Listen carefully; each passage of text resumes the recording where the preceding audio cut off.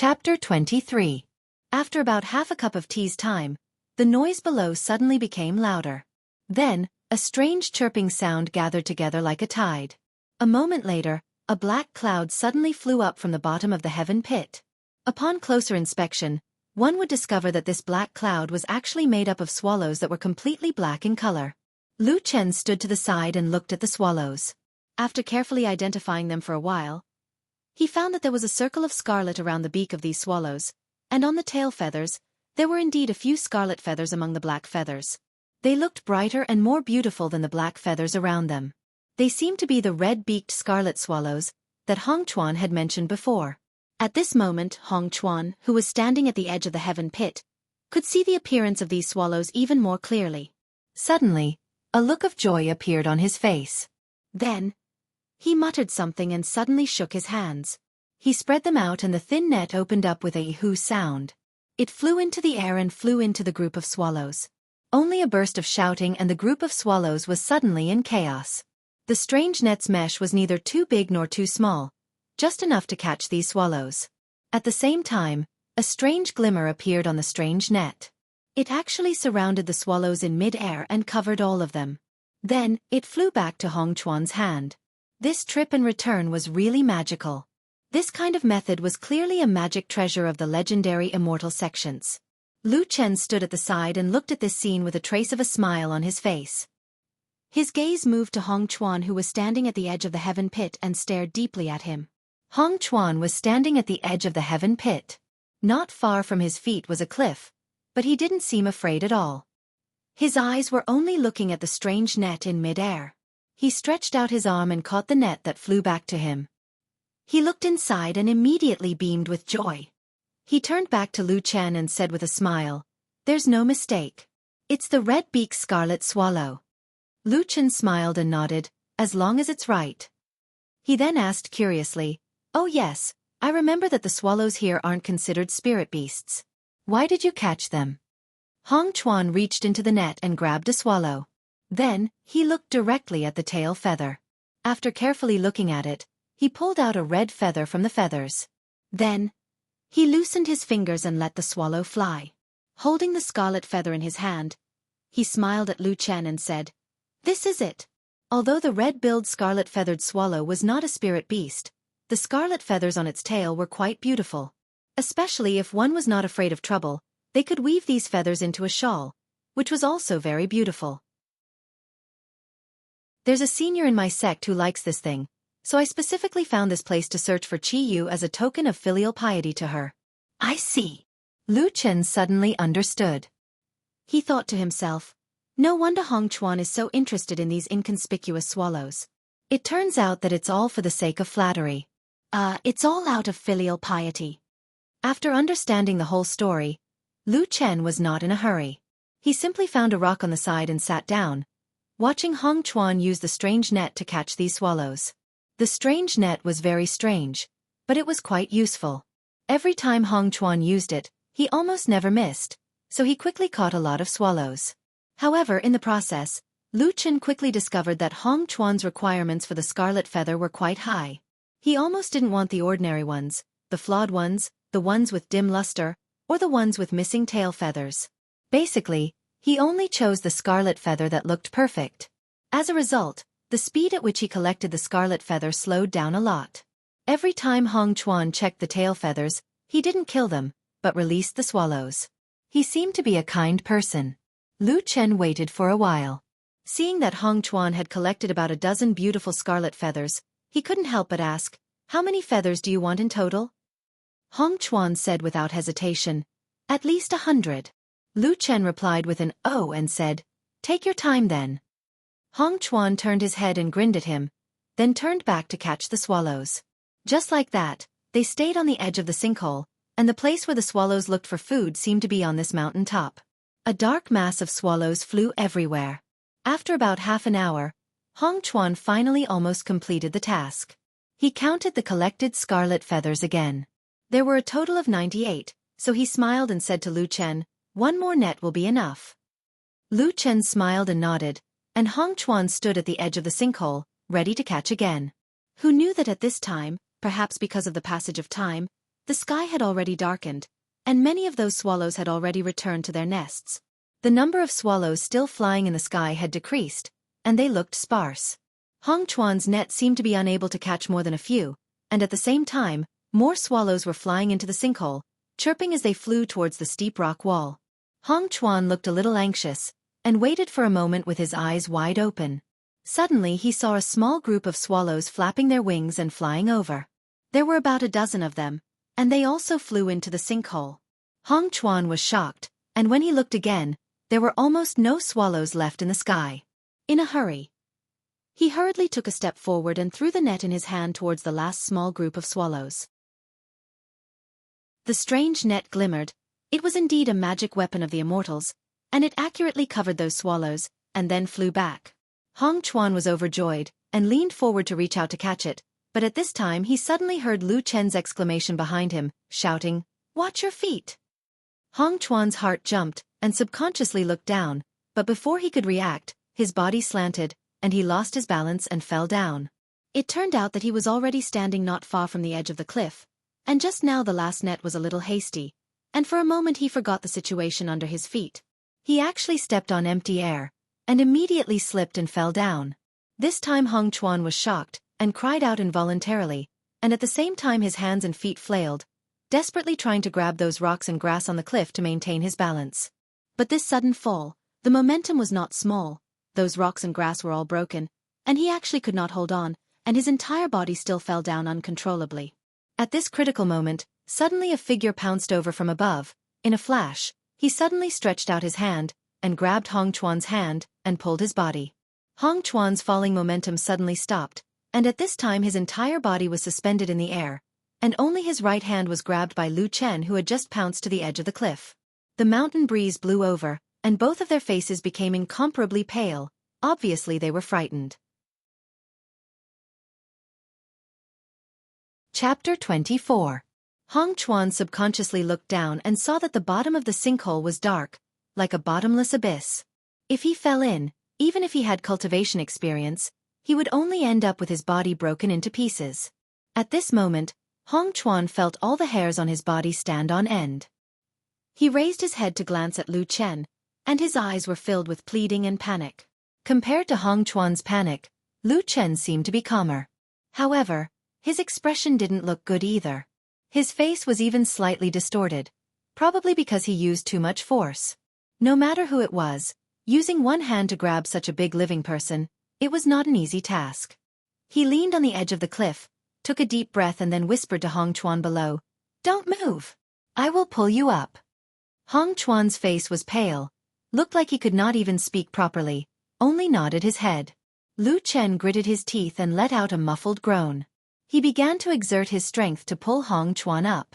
Not to mention, his strength didn't seem to be weak. He actually managed to slowly pull Hong Chuan up a little. As his body slowly rose, Hong Chuan's face revealed a trace of joy, seeing that the edge of the cliff was getting closer and closer.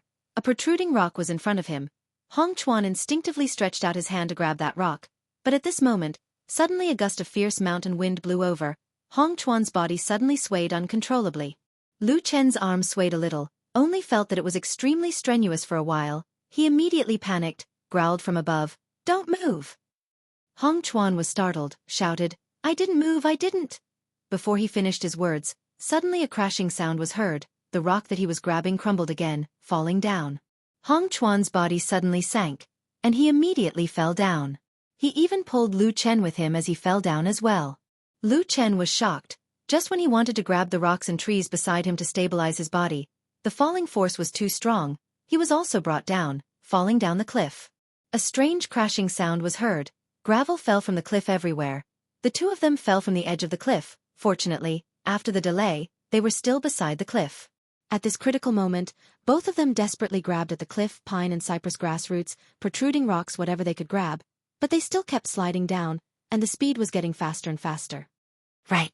Almost in despair, Hong Chuan suddenly heard Lu Chen shout beside him. He looked down to the right while falling, saw that on the cliff, about 5 or 6 zhongs below, there was a dark cave. Hong Chuan was not stupid. He immediately reacted. At this moment, the cave seemed to be their only chance of survival. He immediately screamed and used both his hands and feet to grab the hard cliff. His palms felt a sharp pain. He didn't know how many wounds he had made, but he didn't care about that. But because of this, his falling speed slowed. Seeing that the cave was in front of him, Hong Chuan let out a low roar, using all his strength to throw himself at the cave. There were a few trees growing near the cave. His body suddenly smashed heavily on the tree trunk, only to hear a bang sound. A tree trunk near the mouth of the cave snapped in the middle. But Hong Chuan's body suddenly shook, bounced up from the air, and fell at the cave entrance. At this critical moment, Hong Chuan's body hadn't even stabilized when he heard the whistling sound of wind. A figure also fell from the side. Hong Chuan yelled and pounced over, grabbing the falling Lu Chen with both hands. With all his might, he roared angrily, turned around, and threw his body into the cave. Woo-woo sound was ear-piercing, followed by another muffled sound. Lu Chen's body heavily fell on the stone wall of the cave entrance, accompanied by a muffled sound. He rolled on the ground twice. And Hong Chuan's body violently rotated twice. Looked like he was about to fall out of the cave entrance. At that moment, under his feet was only an inch away from the cliff.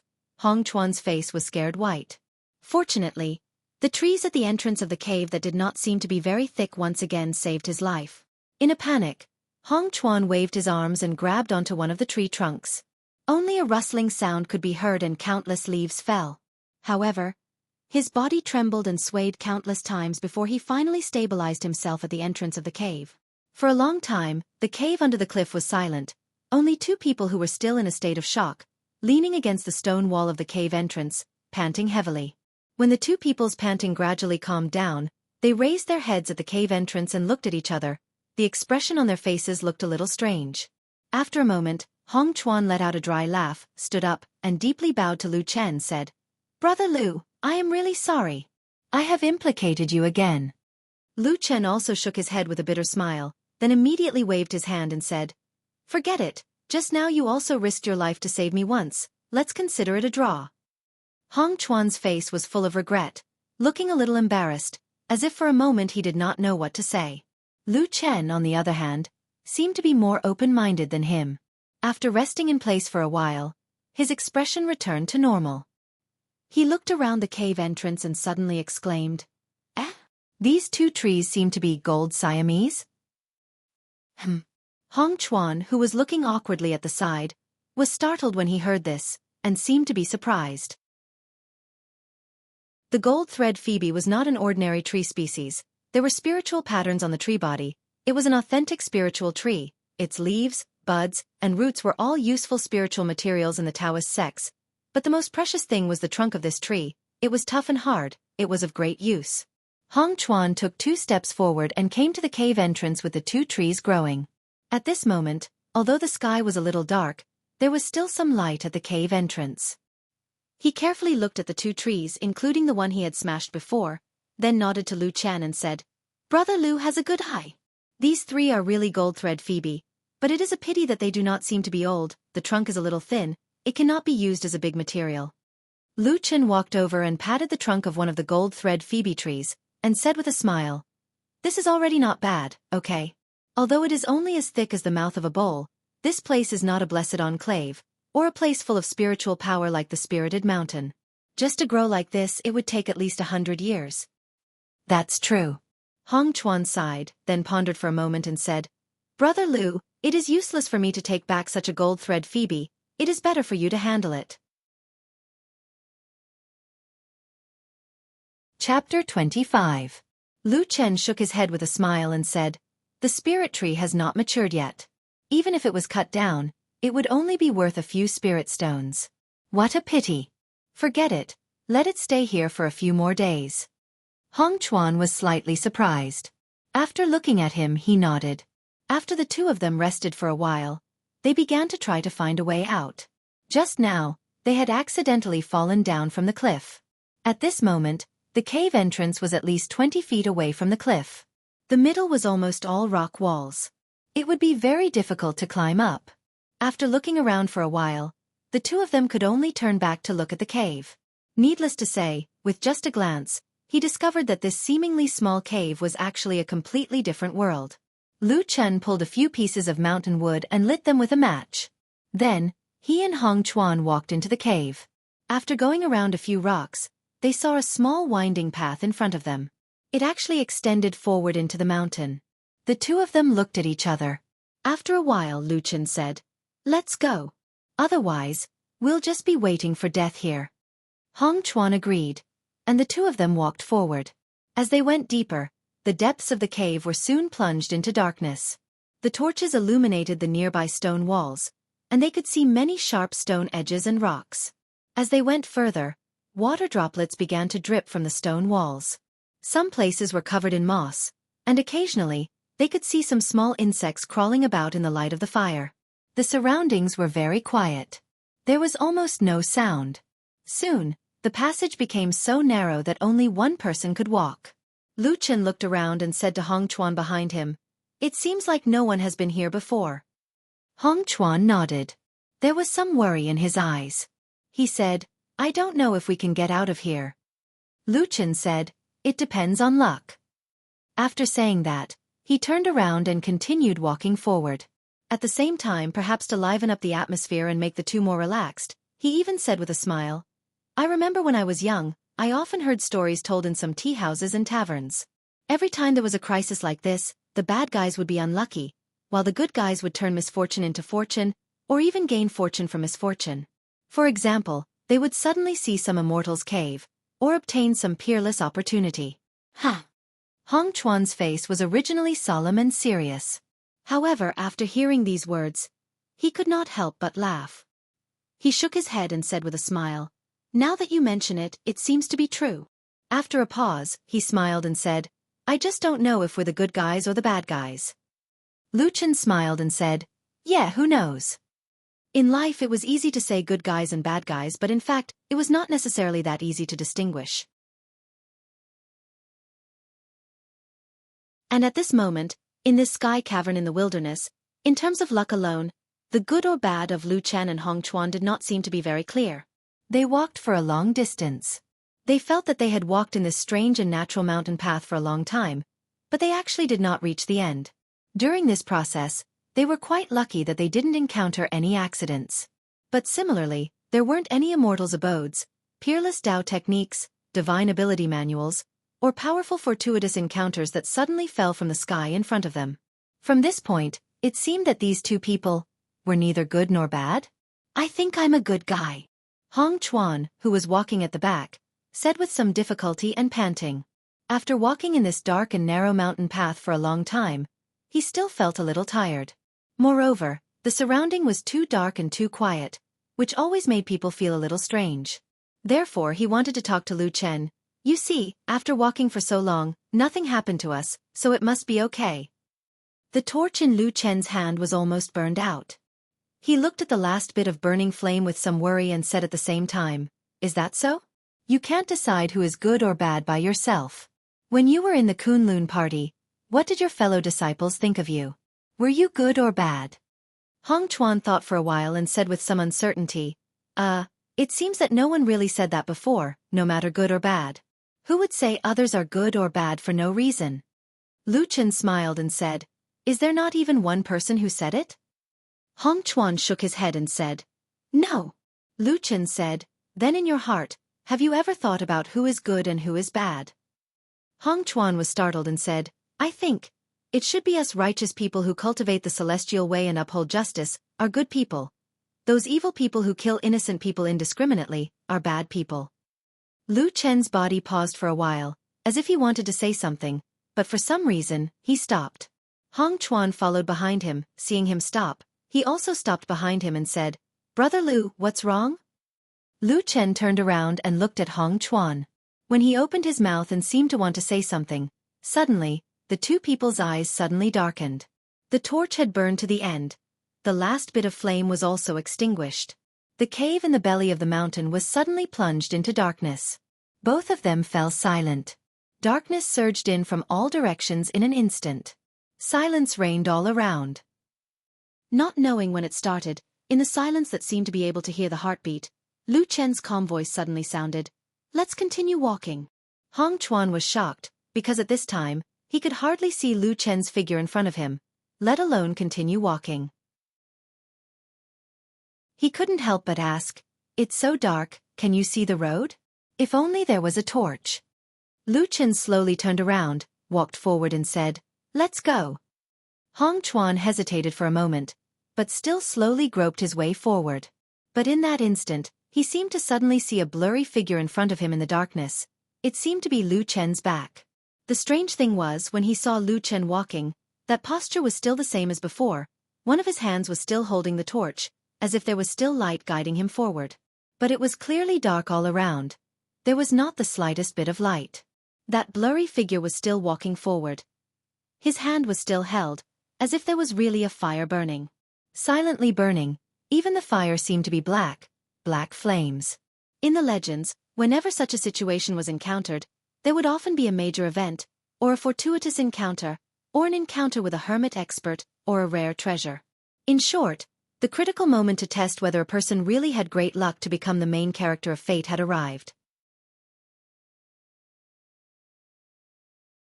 Chapter 26. Their journey was bumpy, but fortunately, they were able to walk out of the mountain safely. If it was a dead end, the two of them really wouldn't know what to do. Standing on the mountain, the cold mountain wind blew over their bodies. When they looked up at the sky, they found that the moon tonight was exceptionally bright. The two of them looked at each other and sighed in relief at the same time. Lu Chen smiled and said, "Our luck is not bad." Hong Chuan nodded repeatedly and said, Yes, I didn't expect to be able to walk out like this." Lu Chen looked around and found that this exit, from the outside, was just a crack in the mountain wall covered by a forest. It looked a little dark on normal days. If one didn't go in, they wouldn't know how deep it was. There were many similar stone cracks on T Mountain. Ordinary people wouldn't be able to identify them. They didn't expect that behind this crack, there was such a natural secret passage that passed through the mountain and led to the cave on the stone wall of the sky pit. Lu Chen memorized the surrounding terrain of the cave. After a moment he smiled and said to Hong Chuan, "No matter what, we are finally out of danger. Let's go back now?" Hong Chuan nodded, and then his face was a little surprised. He said, "Brother Lu, can I trouble you again? The net that I used to catch the swallows is on the ground beside the sky pit. I need to go back and get it." Lu Chen smiled and nodded. "Let's go." The two of them turned back and walked up T Mountain. When they arrived at this area, there were actually no people here. The mountain forest was dense and full of thistles and thorns. The rocks were steep and there were no roads. So the two of them walked much harder than when they came from the mountain. But fortunately, the two of them were young and strong. They used their hands and feet to climb over. About an hour later, the two of them returned to the top of the sky pit. Hong Chuan's eyes were sharp. At a glance, he saw that on the ground at the edge of the sky pit's cliff, the net was indeed thrown on the ground. At the same time, it squirmed a few times. The swallows that were just caught were still inside.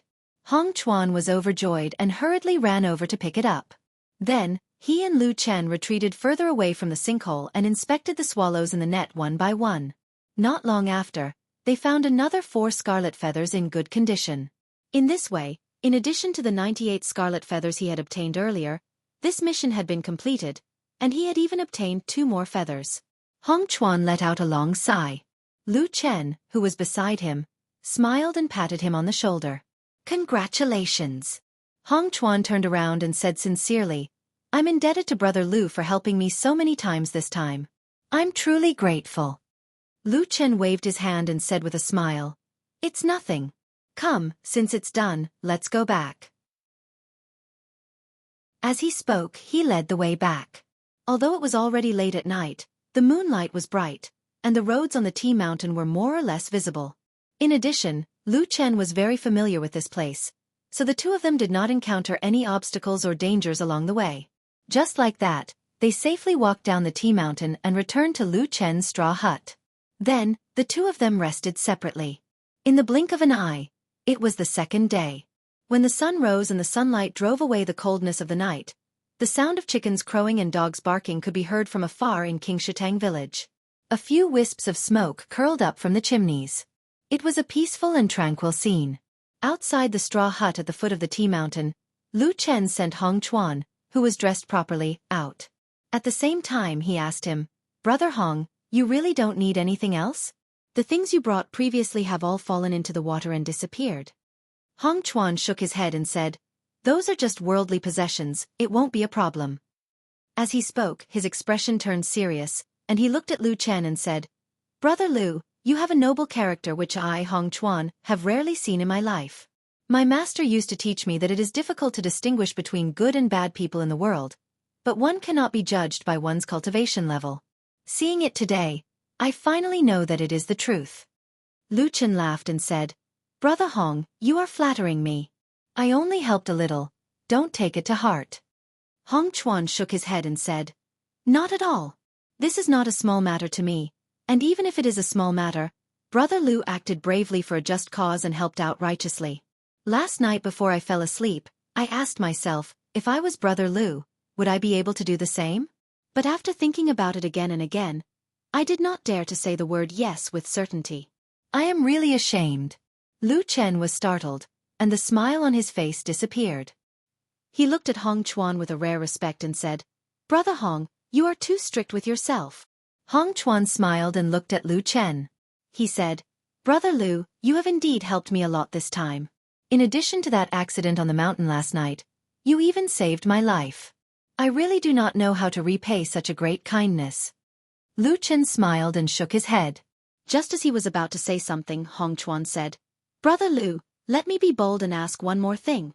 You have lived in this Qingshutang village for so many years. Is it also because of the opportunity to go to the nearby thousand-year sect to check your innate talent and see if there is a chance for you to cultivate?" Lu Chen raised his eyebrows slightly, and a faint glimmer flashed across his eyes, but he quickly returned to normal. After a moment of silence, he smiled and said, "More or less. Look at the people living in this village. Who doesn't do it for this reason?" Hong Chuan nodded. After a moment of silence, he took a jade pendant from the hilt of the sword behind him and passed it to Lu Chen. Lu Chen was slightly stunned. He reached out to take the jade pendant and felt a slight coolness to his hand. The jade pendant was about an inch square and had a warm luster. There were no words on it. Only a picture of a river was carved on it. "This is..." Lu Chen raised his head and asked Hong Chuan with a puzzled look on his face. Hong Chuan took a deep breath and said sternly, "Brother Lu, this jade pendant is my personal keepsake. Keep it well. Although I don't know what kind of opportunities you will encounter in the future, if you are not satisfied, you can bring this item to Kunlun Mountain to find me. I dare not say anything else, but I will definitely ask for a chance to test your innate aptitude. If you're fortunate enough to have good fortune and fated chance, you'll be able to enter my Kunlun sect as your body's root bone. If you don't have talent and fated chance, I can also guarantee that you'll be a part-time disciple in Kunlun sect. I don't dare to say what your future will be like, but you'll be better than an ordinary person." Lu Chen's body shook slightly, and his face showed some surprise. Then his eyes flashed as if he thought of something. His expression changed a few times. After a moment, he nodded heavily and said, "I didn't expect Brother Hong to be so generous and righteous. I understand. I will accept this gift." Hong Chuan laughed and cupped his hands at Lu Chen. Without saying much, he turned around and strode away. Soon, he went down the foot of the mountain and walked further and further away on the blue stone road beside the clear water stream. Soon, his figure disappeared among the clusters of green bamboos and peach blossoms. Lu Chen, who was standing in front of the hut, looked up at the sky. He saw that the sky was blue and the sky was clear. For some reason, a smile slowly appeared at the corner of his mouth. Chapter 27. A chance to enter the Kunlun party and cultivate?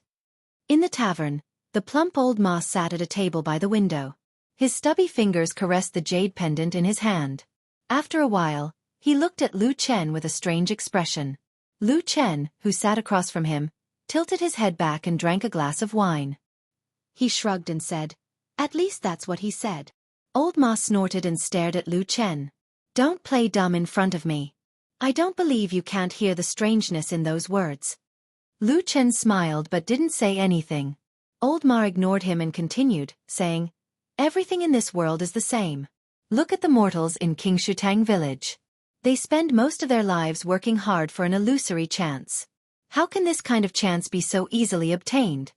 Lu Chen said, "Maybe Hong Chuan is a disciple of a famous sect, so it's not too difficult for him to get a chance to examine one's foundation." Old Ma sneered and said, "That's the Kunlun party, one of the top sects in Zhengxianmeng. Although it's no longer at its peak, a starving camel is still bigger than a horse. No matter what, it's not something a useless sect like the Thousand Autumn sect can compare to. Do you believe that the leader of the Thousand Autumn sect has to personally welcome a Foundation establishment disciple of the Kunlun party? Lu Chen smiled and said, "You're looking down on the Thousand Autumn sect too much." Old Ma sneered and looked as if he was clearly looking down on that stupid sect. Then, he suddenly paused and looked at Lu Chen. "Speaking of which, what's that guy's cultivation level? If he's a Foundation establishment disciple, he's an elite of the Kunlun party. It's reasonable for him to give you a chance to examine your foundation." Lu Chen frowned and said, "Hongchuan's foundation is very solid, but his cultivation level isn't too high. He should still be in the Qi cultivation realm and hasn't broken through to the Foundation establishment realm." Old Ma shook his head and said, "That shouldn't be the case. Kunlun sect is such a famous sect with so many disciples. If it's just the most ordinary disciple in the Qi refining realm, no matter what, he wouldn't have such a big face. Unless there's someone behind him, well, an elder with a very high status in the sect, or he simply has a highly respected master." Lu Chen thought and smiled. That seems to be true. Other than this opportunity, he also said that even if I don't have any talent, he can guarantee that I'll be a servant disciple of the Kunlun party. This is definitely something that only those with connections in the Kunlun party have. Pah! Old Ma suddenly slammed the table with an indignant expression and said angrily, "Damn it! It's always you guys who secretly teach each other all day long. That's why talented people like me, who don't have any background, can't achieve their ambitions." Lu Chen coughed and reminded him, "I haven't gone to the Kunlun party yet." "How could I secretly teach each other?" Old Ma snorted and looked at him. "You're all jackals of the same tribe anyway." Lu Chen laughed and then raised his head to drink another glass of wine. He then smiled and said, "I won't go anyway." Old Ma was stunned for a moment, and then an unnatural expression flashed across his face.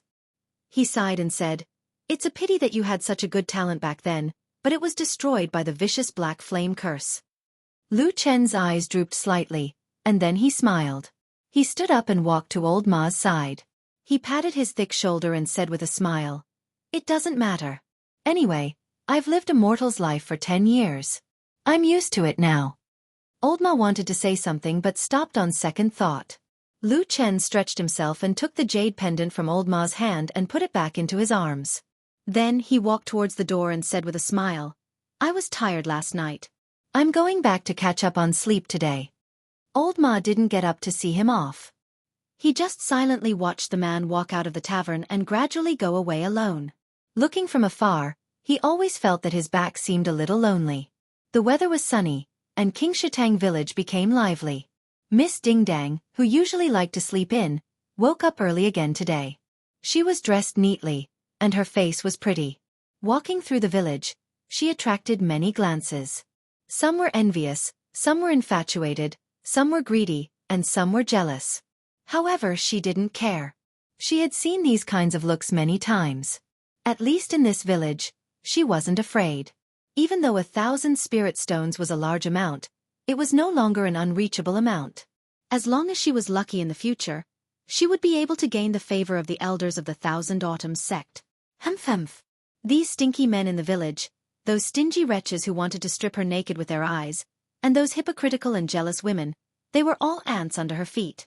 Thinking up to here, she couldn't help but feel a little light-hearted. The corner of her mouth revealed a trace of a smile as she looked at the surrounding village with disdain. Then in her heart, she couldn't help but think, when the time comes, you guys will all kneel on the ground and beg me. But I definitely won't purify you guys. Young Master Li on the other side of the river is not bad. He looks quite pleasing to the eye. When the time comes, I can purify him. Also, Lu Chen, even though he's a lecherous, vulgar and careless person who takes advantage of others every day, his personality is actually not bad. When the time comes, I'll purify him." Ding Dong's heart was filled with happiness. Suddenly, her eyes lit up as she saw Lu Chen walking over from a fork in the road in front of her. She stopped in her tracks and raised her hand to wave at him. She thought to herself, "Stinky man, I'm in a good mood today. Hurry up and tell me a few jokes to amuse me. In the future, I'll purify you." Who knew that today, Lu Chen seemed to have some thoughts in his mind. His eyes were always looking forward, and his face seemed to be deep in thought as he walked past.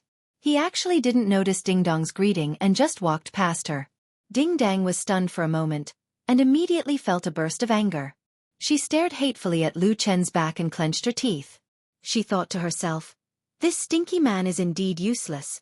When I become an immortal in the future, no matter how much you beg me or kneel in front of me, I won't purify you." She turned her head and raised her chin like a proud peacock.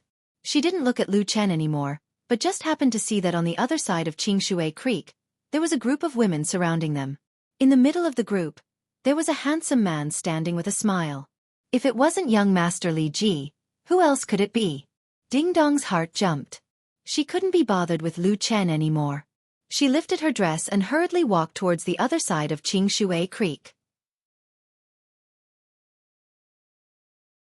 Chapter 28. Of course, Lu Chen, who was walking on the bluestone path, didn't know that in that instant, without any warning, without doing anything, he had already been removed from the mind of a certain woman who could possibly become an immortal in the future, as a possibility of grooming him. But if he knew, he would probably smile wryly. He walked calmly on the bluestone path. He walked past the large locust tree, glanced at old Yu, who was fishing, and left the bustling crowd behind him. Then, he walked toward the lonely thatched hut at the foot of the mountain that was gradually deserted. He opened the door, walked in, and closed it again. The inside and outside of the door seemed to be separated from the outside.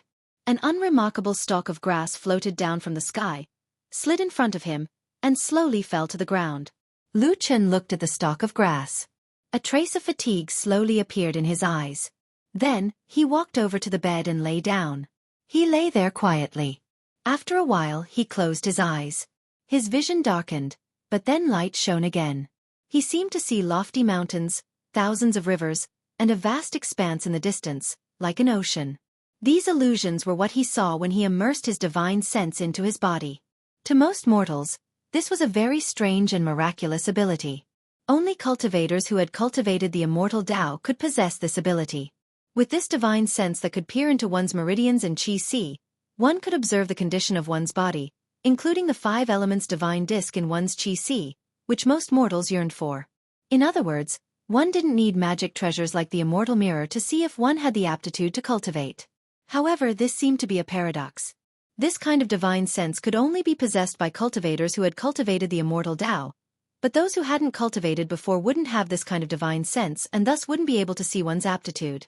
Thus, mortals toiled their entire lives and paid countless spirit stones just for this pitiful opportunity. It was a pair of eyes in the unseen world. They crossed the mountains and rivers, flying forward and soon arrived at the ocean. On the path of cultivation, this was the manifestation of the qi, the foundation of cultivation. Every cultivator had a 5 elements divine disk in their qi, and on it were divine pillars that occupied the positions of the 5 elements. Metal, wood, water, fire, and earth were all different, but no matter who it was, if they wanted to cultivate, they had to have at least one pillar. With the fire pillar, one could practice the fire cultivation method. With the water pillar, one could practice the water cultivation method. With more 5 elements divine pillars, the range of cultivation method could be expanded accordingly.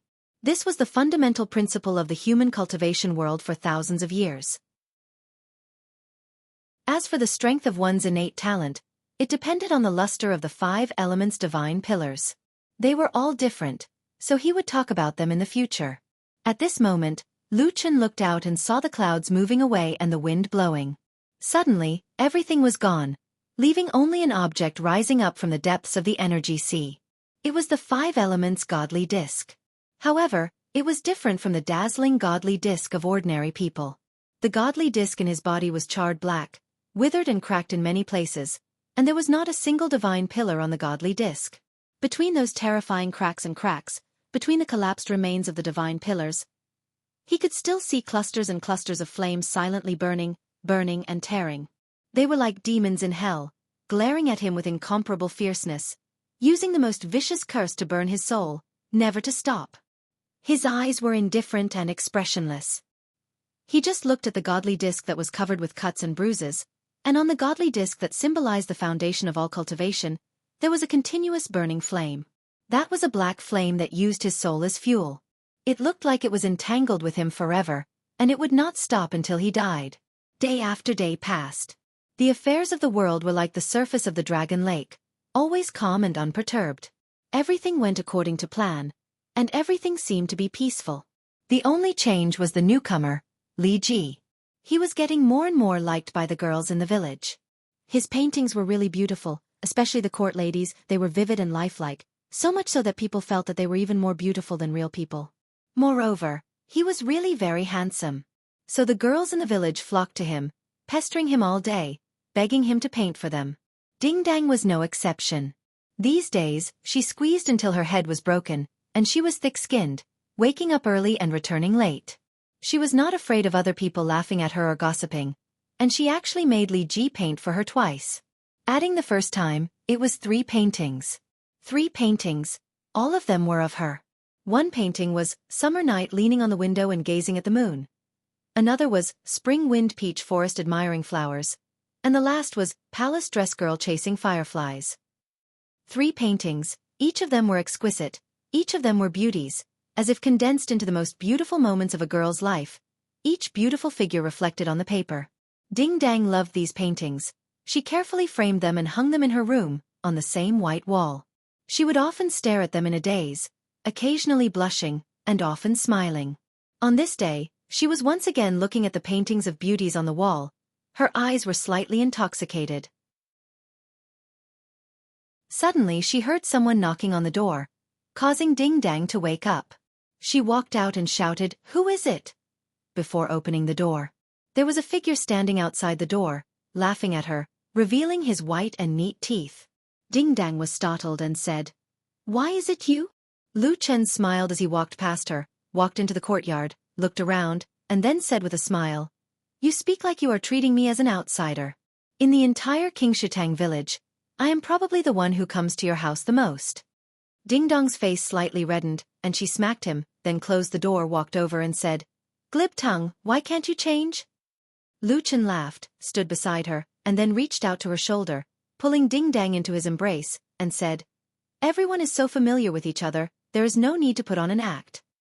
Ding Dang spat out a sentence, pushed him away, and took 2 steps to the side, but she did not seem to be angry, only pouting and sighing and said, "I don't like it any more."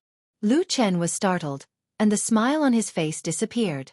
He frowned and thought for a moment, and said with some doubt, "Did I say something wrong or did I offend you?" Ding Dang shook her head. Lu Chen shrugged his shoulders. Since he did not do anything wrong, then there was nothing to worry about. His smile once again returned to his face, and then he walked over and stuffed 2 things into Ding Dong's hands, and said, "Let's go, let's enter the house."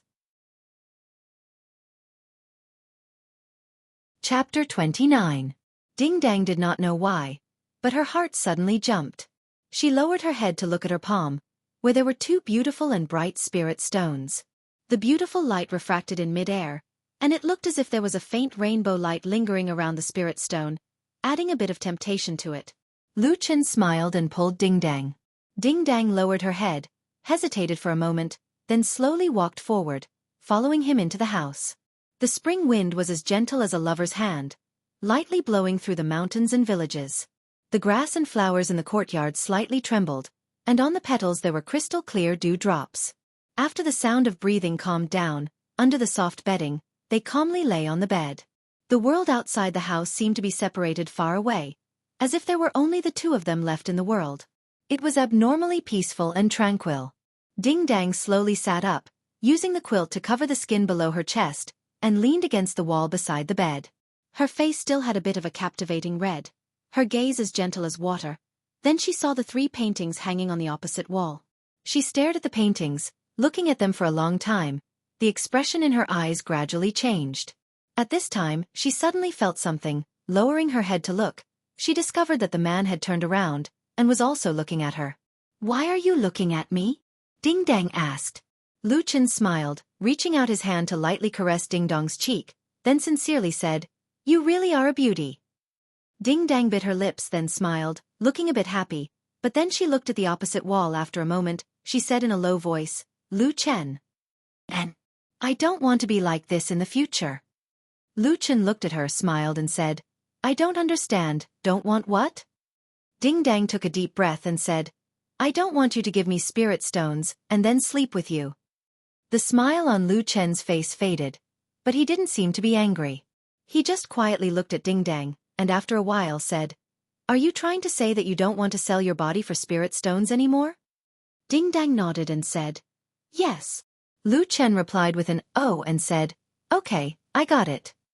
After that, he got up, picked up the clothes on the side, and began to put them on.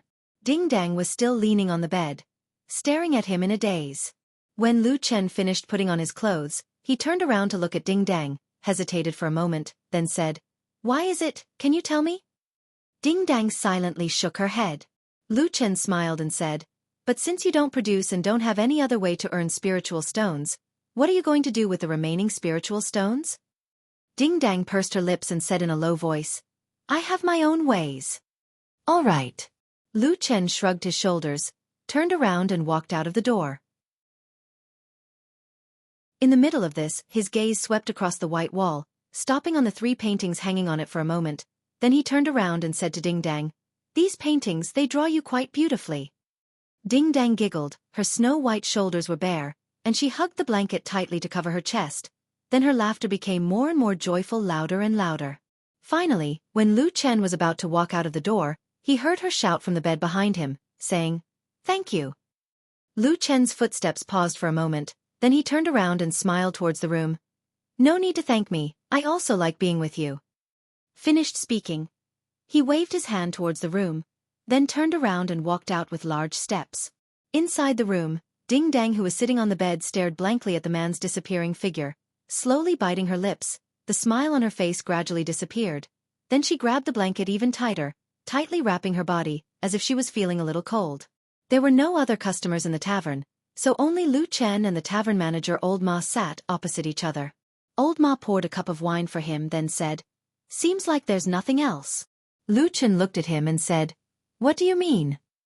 Old Ma moved his butt, letting his slightly fat body sit more comfortably, then said, About the 3 realms demon sex diagram, I found a few suspicious people, but in the past few days, they have all been investigated, and should have nothing to do with them. Lu Chen nodded his head, picked up the wine cup in front of him and drank a mouthful. After a moment of silence, he suddenly said, That newcomer Li Ji? Old Ma shook his head and said, He has nothing to do with the demon sect, he is just a mortal. Lu Chen responded, and for some reason, he seemed to believe Old Ma's words very much, but although his expression looked calm, there seemed to be a trace of gloominess. Old Ma did not notice this, and continued to say, But speaking of this Li Ji, recently there have been some rumors, saying that this person is not from an ordinary family, but from an aristocratic family. Originally his family was wealthy.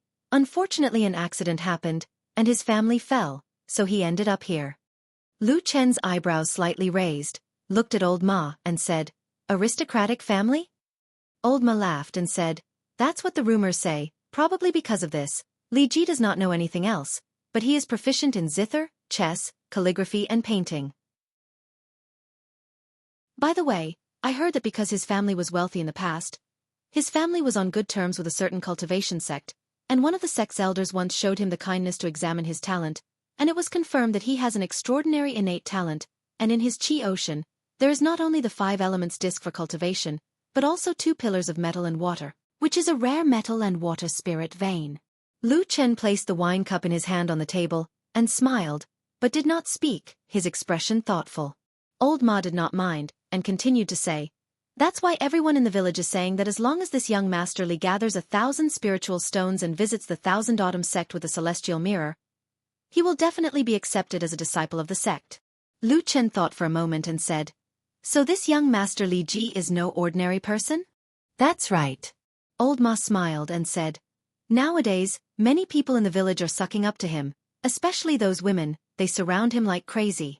Sigh, he's young and handsome, and he's even talented. There's nothing I can do to be envious of him.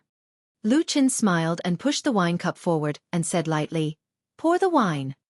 When the sky darkened, Lu Chen walked on the blue stone path beside Qingshui Creek, the night breeze blowing on his face, bringing a faint chill.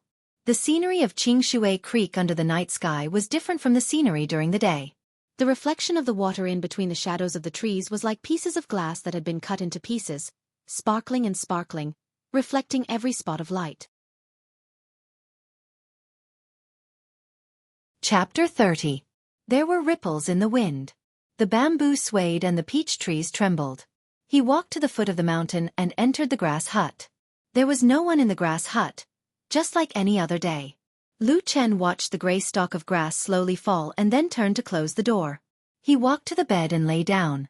In the darkness, the strange wailing sounds came from outside the window. He quietly lay in the darkness, letting the darkness gradually swallow his body, as if he had fallen into a deep sleep. The night deepened and the wind was like the wailing of ghosts. No one seemed to remember the lonely grass hut at the foot of the mountain. But at a certain moment in the night, suddenly in the grass hut, in the deepest part of the darkness, there was a muffled grunt. Lu Chen's eyes suddenly widened. There was darkness in front of him, but it was like a terrifying flame was burning.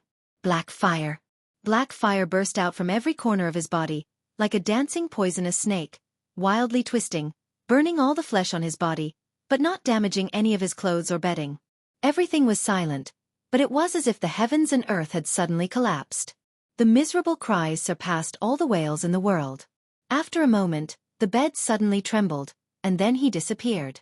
The next moment, Lu Chen landed on the ground and once again came to the mysterious tree hole-like space. Under the soft illumination of the light, the black flames had already ignited Lu Chen's entire body, turning him into a flaming man. He cried out in pain and then staggered towards the puddle of water in the center of the tree hole. Voila! Water splashed in all directions. He once again entered the dark green and abnormally lush water. Almost at the same time he entered the water, the wildly burning black fire was immediately suppressed. The fire slowly weakened and then began to shrink back into Lu Chen's body. Everything seemed to be the same as last time. The water rippled gently, and the strange life aura in this water continuously seeped into Lu Chen's body, healing the terrifying wounds caused by the black flames one by one until not a single scar could be seen. After an unknown amount of time, Lu Chen slowly sat up straight in the water. He glanced at his body and then looked at the pool of water beside him. The color of the water was light green. It swayed slightly and looked very beautiful. However, 10 years ago, when he first discovered this place, this pool of clear water was a deep green color. At that time, the vitality here was so thick that it seemed like it could be breathed. But now, it was getting thinner and thinner. As for the black fire, it seemed to be acting up more and more frequently.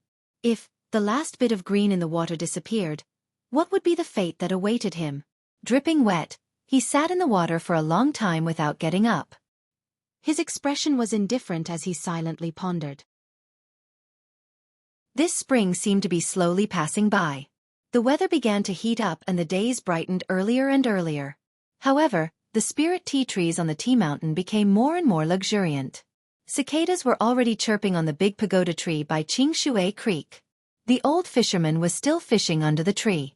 One morning, when Lu Chen woke up, he saw smoke rising from the chimneys of the village at the foot of the mountain. He was wondering if he should make up his mind today when he suddenly saw a figure walking towards his straw hut. Separated by a distance, he could tell that it was Ding Dang. After that day, he never went to find Ding Dang again, and Ding Dang naturally did not come to find him either. The two of them, who were once close and familiar, suddenly became strangers. Until today, she suddenly came to this grass hut. When the sunlight shone down, Lu Chen discovered that Ding Dang, who had just walked out of the grass hut, was slightly out of breath. Her chest was slightly heaving up and down, and her cheeks were slightly red. She was still as beautiful as ever. After seeing Lu Chen, Ding Dang smiled at him and then happily called out to him, saying, "Hey, long time no see." Lu Chen smiled and nodded, "Yes." Ding Dang turned her head and looked around. Looking at the tea mountain and the village at the foot of the mountain, she sighed and said, "So living at the foot of the mountain is peaceful and the scenery is good.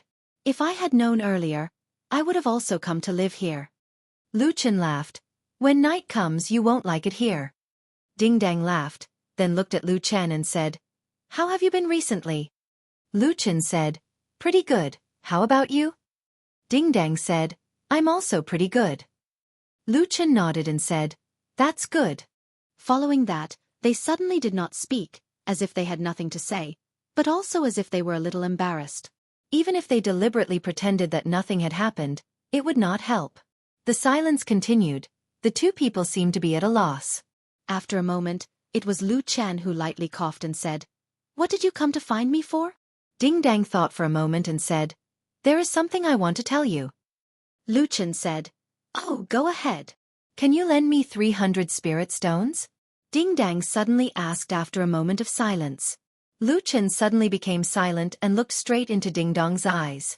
Ding Dang looked a little embarrassed. Her gaze was a little flustered. She subconsciously looked away, but then seemed to think of something. She gathered her courage and turned her head to look at Lu Chen and then asked in a soft voice, "Can I?" Lu Chen did not agree, nor did he refuse. After quietly looking at Ding Dang for a while, he opened his mouth and asked, "What do you want?" Ding Dang was a little surprised at Lu Chen's unusual calmness, but she did not have the time to think about it. After taking a deep breath, her face showed some hesitation. She wanted to say something but hesitated. In the end, she still sighed and said, I have an urgent need." Saying that, she secretly looked at Lu Chen and hesitated for a moment before saying, "If this amount is too big, why don't you lend me 200 spirit stones first, is that okay?" Lu Chen was silent for a while and said, "Are you in a hurry?" Ding Dang heavily nodded and said, "Very."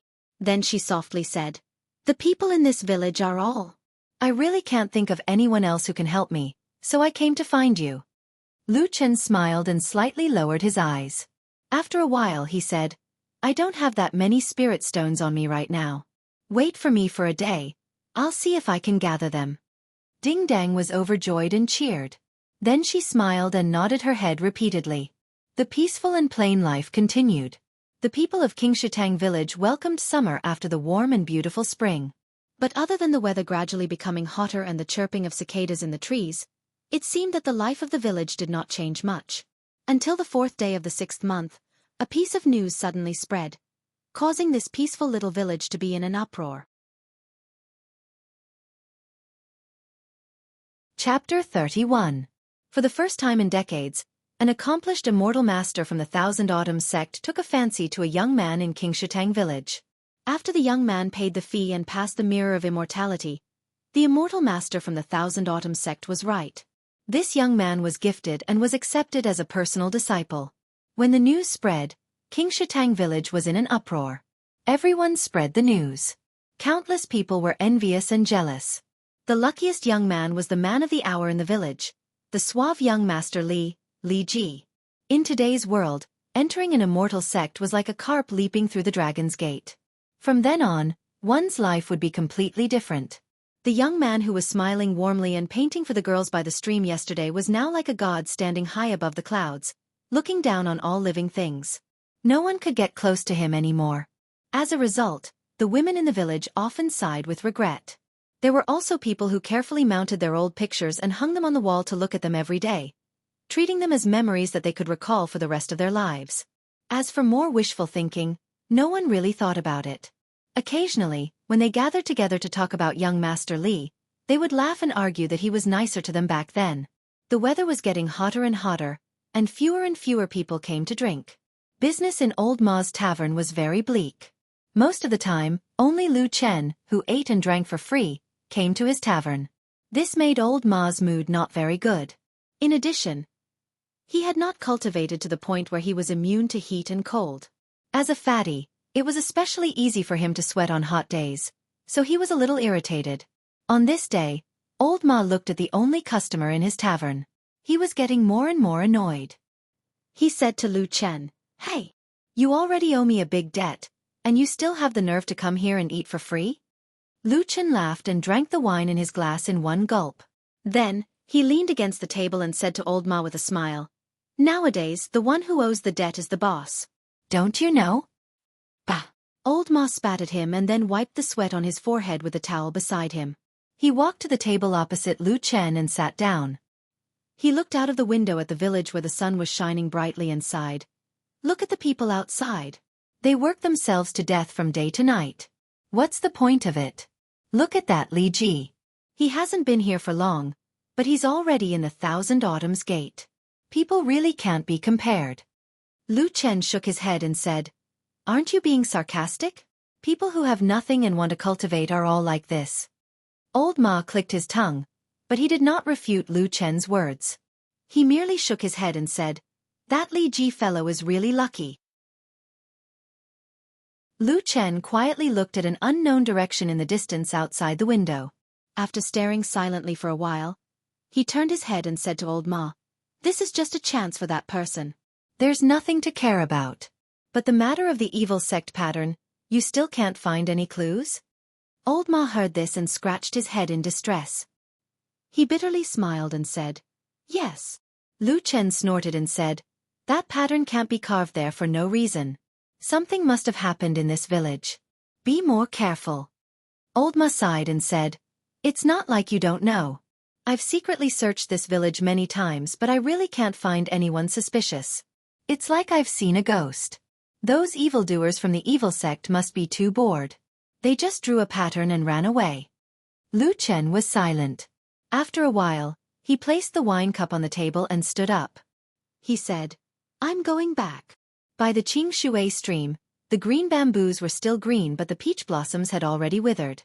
It looked a little lonely. Under the blazing hot sun, there were very few people walking on the green stone path.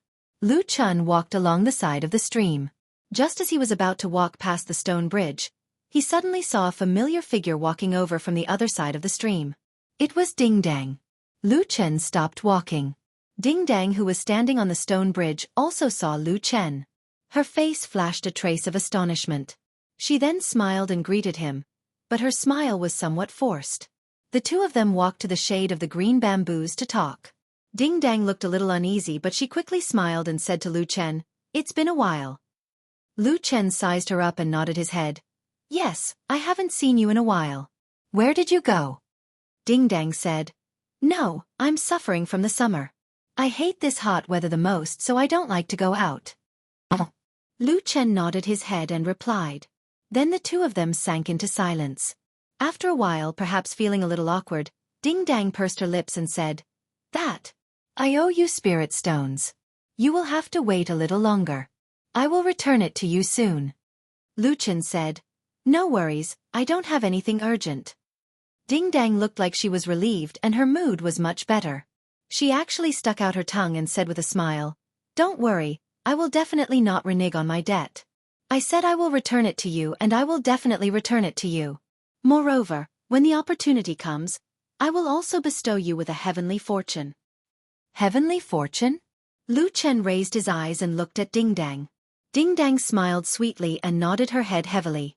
She was in high spirits, as if she already had power in her hands and the confidence to control other people's lives. Deep into the night, at the foot of Tea Mountain, the heat of the day had completely dissipated. What replaced it was a cool and refreshing cold wind that blew down from the mountain. Those strange sounds that sounded like the wailing of ghosts and the howling of wolves sounded out once again. It was like a ghost palace in hell, causing one's heart to palpitate. The grass hut at the foot of the mountain stood alone in the darkness, surrounded by the endless night. The grass hut was silent. The doors and windows were tightly shut. Although it could not block out the strange sounds, it was still like a strange little world. There was no one in the hut. In the darkness, one could not even hear the sound of breathing. One could only see a blurry shadow and an overturned bedboard. In the mysterious space of the tree hole, Lu Chen sat on the ground. He looked at the light green puddle in front of him with a serious expression. He looked solemn. His eyebrows were tightly knitted as if he was deep in thought. It was as if there was something he was hesitating about. Around him, the tree hole was quiet. The gray qi wrapped around the ancient tree walls were like gentle water ripples, gently flowing and undulating. After an unknown period of time, suddenly, Lu Chen's eyes opened, as if he had finally hardened his heart and made a decision. He took a deep breath, and a strange black light flashed across his face. A moment later, there was a faint glimmer of light coming from his lower abdomen, which was the most important place for all cultivators, the Dantian and the Sea of Qi. Chapter 32. The Dantian Sea of Qi was the most vital point for all cultivators who cultivated the immortal Tao. But for Lu Chen, the terrifying black fire from 10 years ago was like a bone piercing all that had completely destroyed his foundation. He could neither live nor die, and he had repeatedly suffered the terrible pain of being burned by the black fire. This was also the first time in 10 years that he actively stimulated the qi in his dantian.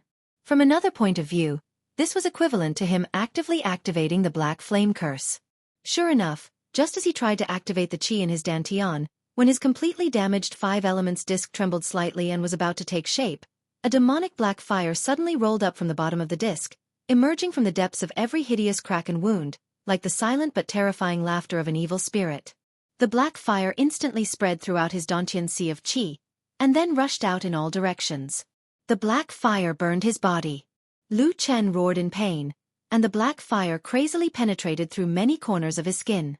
His flesh trembled, and instantly turned into terrible scorched earth.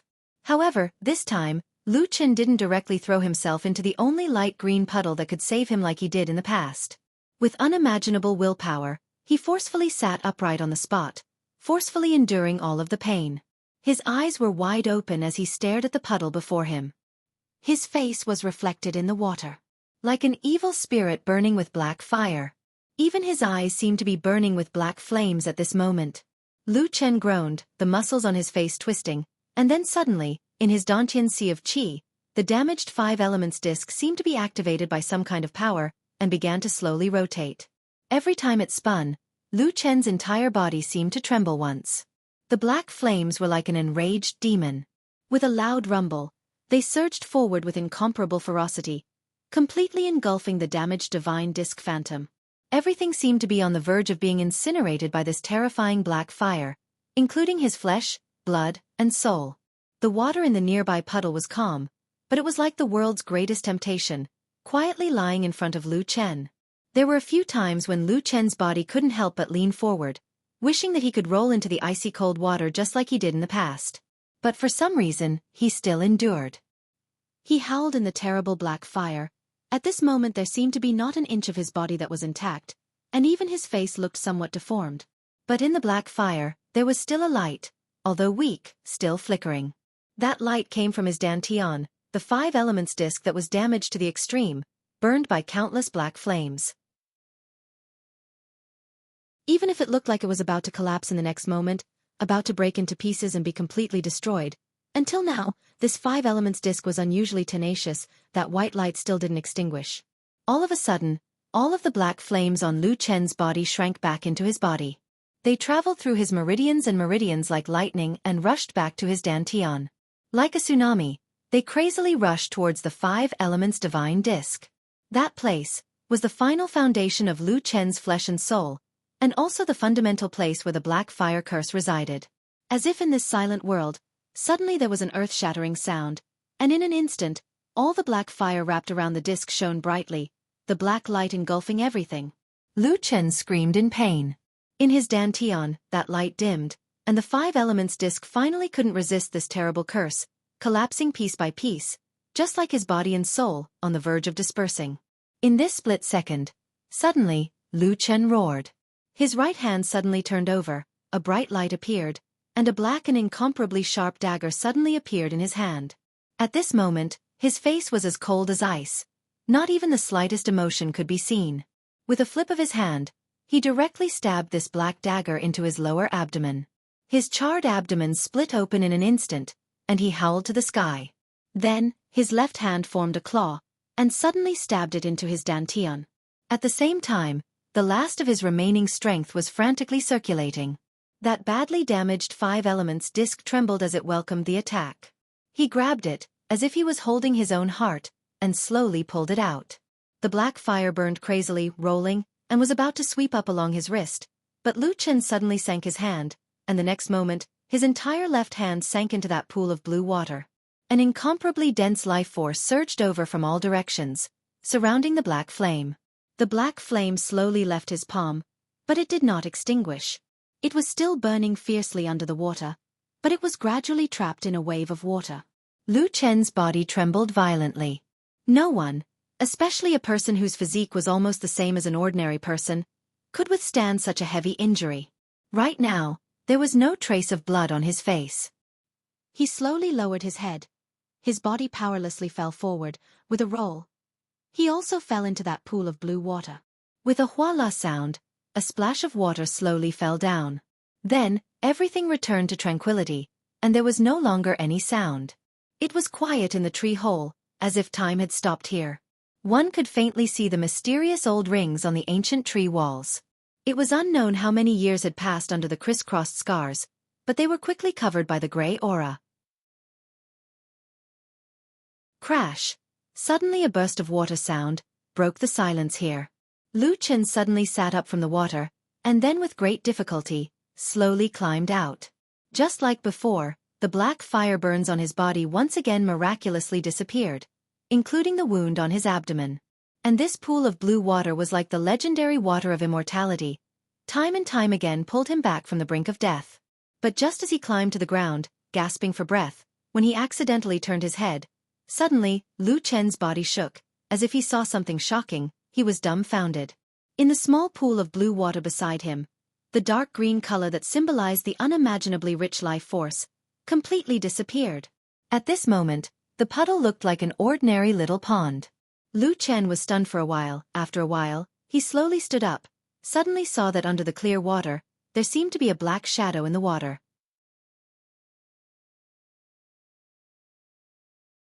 Chapter 33. Lu Chen was taken aback. He looked carefully and saw that in the depths of the water, there was a ball of water that was much more solid than its surroundings. It actually formed a round ball of water that floated motionlessly in the water. And in the center of the transparent ball of water, a small black flame was silently burning. Lu Chen silently looked at the small black flame and suddenly smiled bitterly. He didn't know why, but he strangely felt a sense of familiarity. At this moment, his whole body was powerless and incomparably weak. He slowly took a few steps back and then fell to the ground. After catching his breath for a moment, he sat down cross-legged and used his divine sense to examine his body. Under the nourishment of the mystical water of life, the terrifying wound in his dantian had actually healed. It looked empty, as if nothing had happened. Everything seemed to be starting over again. Lu Chen sat quietly. After a while, suddenly, in his dantian, a breath emerged. Then, like a miracle, in his dantian, a shadow flashed, and a brand new, almost intact 5 elements disc gradually floated up. A look of disbelief and ecstasy flashed across Lu Chen's face. But then he was startled. On the 5 elements disc, everything was like a newborn baby. There seemed to be nothing. It was far from the outstanding talent he had in the past. At this moment, the 5 elements divine disc was completely barren. Only at the center of the disc, in the position of the earth element, was a yellow divine pillar that was the lightest in color. It was only about an inch tall, and it stood alone in the center of the disc. Among all the cultivators in the world, this was the situation of having the worst aptitude and the worst foundation of cultivating the Tao. Lu Chen was silent for a while, then he shook his head and smiled bitterly, but he didn't seem too disappointed. Just when he was about to leave, the 5 elements divine plate suddenly trembled, and actually flipped over. The entire plate was flipped over. Lu Chen's face suddenly froze. The other side of the 5 elements divine disc, that no one had ever heard of before, was completely empty. Apart from a vast expanse of black, not even a blade of grass could be seen. In the center of this strange black divine disc, a tiny black flame was silently burning in the center of the divine disc. It was like the grin of a devil, slowly opening its mouth full of malicious fangs at Lu Chen. What the hell is this weather? A curse came from the tavern. Old Ma was sitting in his own tavern, wearing only a pair of underpants. His upper body was bare, revealing his white fat. He held a towel in his hand and kept wiping his face, wiping away the beads of sweat that kept oozing out. His mouth was also constantly muttering. Sitting opposite him, Lu Chen also looked a little listless. He lazily glanced at the fat man, frowned and said with a look of disgust, "Is there anyone who does business like you? Dressed like this in broad daylight, who would dare to come and drink?" Old Ma snorted and said, "In this kind of damned weather, even cicadas can be roasted on such a hot day. Who would come here to drink?" Lu Chen didn't deny it, but didn't refute him. He just looked at the glass of wine on the table in front of him. Today's weather had become a little strange since the beginning of summer. It was much hotter than in previous years. According to the elders in the village, it had not been such a hot summer in at least 30 years. Perhaps something was going to happen when the weather changed. This was the long-winded words of those old men who pretended to be mysterious. But obviously, no one believed this kind of baseless words, and there was indeed no other abnormality except for a little hotter. Lu Chen opened his mouth and yawned. He leaned against the wall and slightly narrowed his eyes, looking a little sleepy. Old Ma wiped his sweat again, and then looked at Lu Chen with some envy, who didn't sweat at all on such a hot day. After a moment, he suddenly frowned and came over. Lu Chen immediately opened his eyes and said, "What are you doing?" Old Ma looked at him and whispered, "Young man, I feel that your body seems to be very weak. Did you overdo it? Listen to my advice. Young people should take care of their body. Don't wait." Before he could finish his words, Old Ma leaped backward and dodged a black foot from under the table with an agility that did not match his figure at all. He laughed and said, hurry up, you have a guilty conscience." "Guilty my ass." Lu Chen unhappily rolled his eyes at him. Old Ma laughed and used a towel to wipe his face. He walked back and sat down, and then casually said, "Speaking of this, I feel that you haven't been looking for Ding Dang recently?" Lu Chen coldly laughed and said, "I'm tired of playing, I don't want to play anymore, okay?" Yes. Old Ma grinned and then raised his head to look at the big sun outside. His face became dejected and he muttered, "Why is the weather so hot?" Lu Chen drank a mouthful of wine and was silent for a moment. He suddenly said, "That's right, that Li Ji who was accepted into the Thousand Autumns sect a few days ago, how is he doing?" Old Ma snorted and said, "It's not like I know everything. What does the cultivation sex matters have to do with this village?" Lu Chen laughed and only looked at Old Ma. Old Ma's mouth twitched, then he lightly said, "That bastard's talent is really not bad. I heard that after he entered the sect, he quickly won the favor of one of the Thousand Autumns sect's elders and is prepared to accept him as a disciple. His future is bright." Lu Chen nodded and said, "Sounds good." Old Ma said, "A sparrow flying on a branch turns into a phoenix." Lu Chen said, "Then has he ever returned to King Shitang village?" Old Ma laughed and said, "Of course not. With his current status, who cares about this broken village?" Lu Chen thought about it and said, "You're right." Boom! Suddenly, a loud noise came from outside the tavern like a bolt from the blue. Moreover, the sound seemed to have come from the sky above the village. Lu Chen and Old Ma were both shocked. They looked at each other, then stood up and ran out of the tavern at the same time. At the same time, when they ran out of the gate, they saw many people in the surrounding houses running out as well. Obviously, they were all alarmed by the sudden loud noise. At this moment, many people in King Shitang village looked up at the same time. The sky was clear and the sun was high in the sky. There were no clouds in the sky and it looked like a hot day. Not to mention the usual dark clouds during thunder. There were not even a few white clouds. What was going on?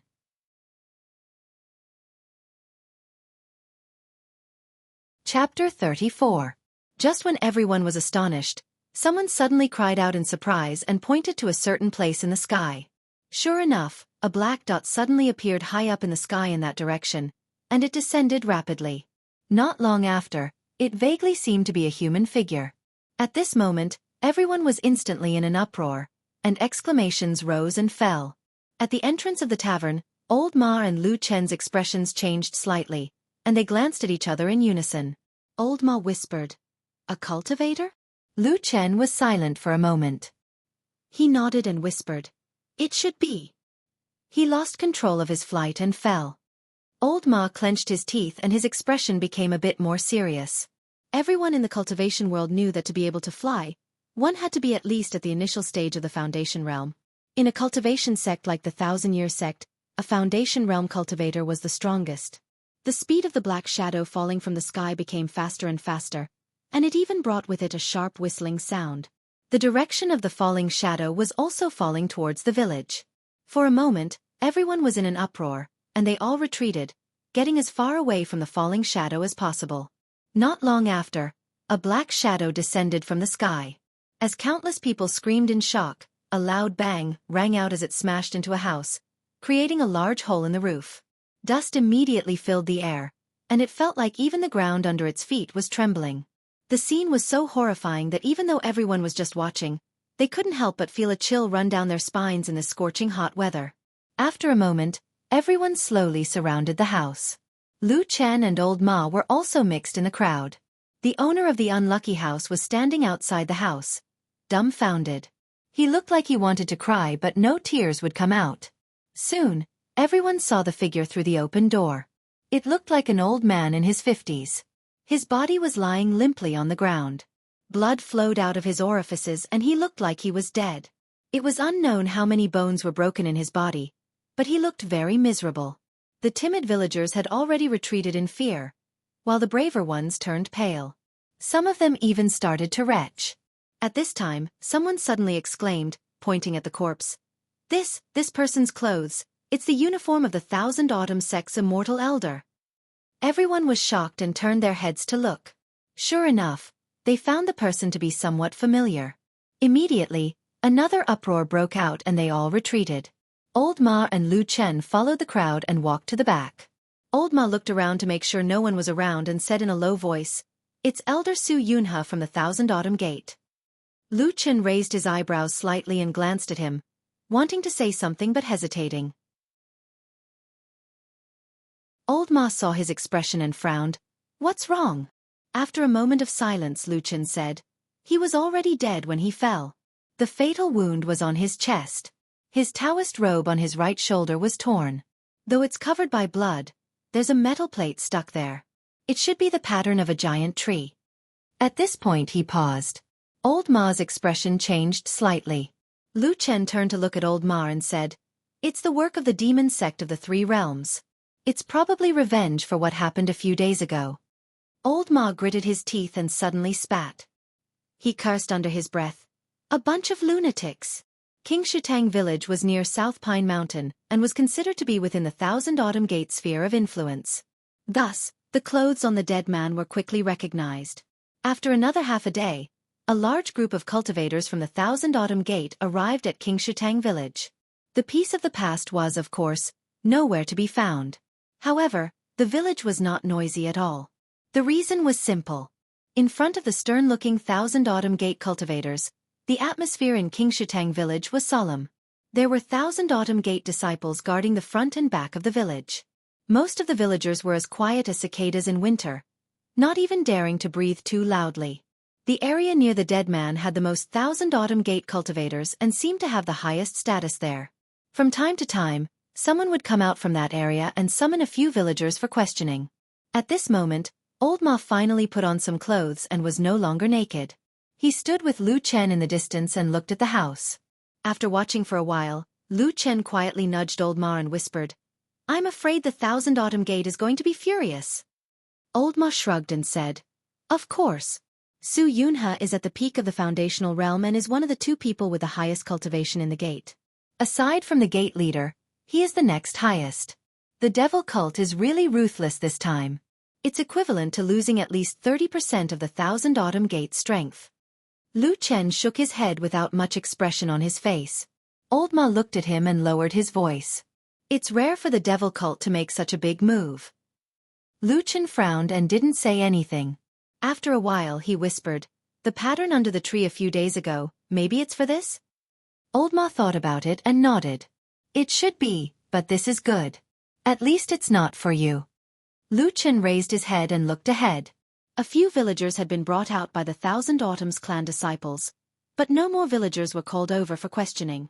It was probably because the villagers here all spoke the same words, and there was no need to ask any more questions.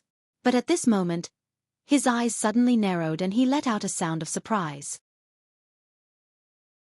His eyes stared at a certain spot in the crowd.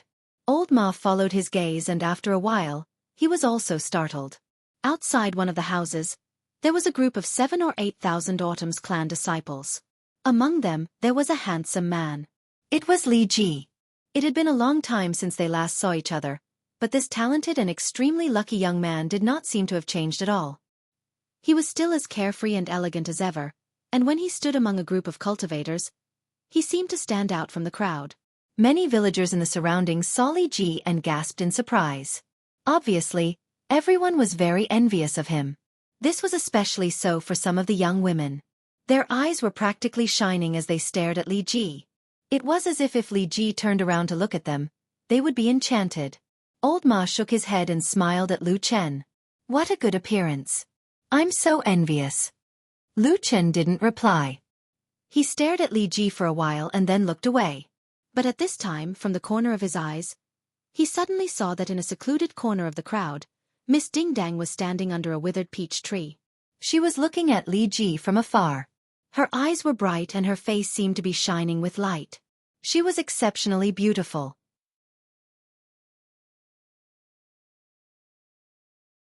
Chapter 35. By evening, Elder Su Yunhe's remains had been moved away by the Thousand Autumn sect. However, the Thousand Autumn sect disciples who were guarding the village did not retreat. Instead, they searched the village carefully, but in the end, they did not find anyone suspicious.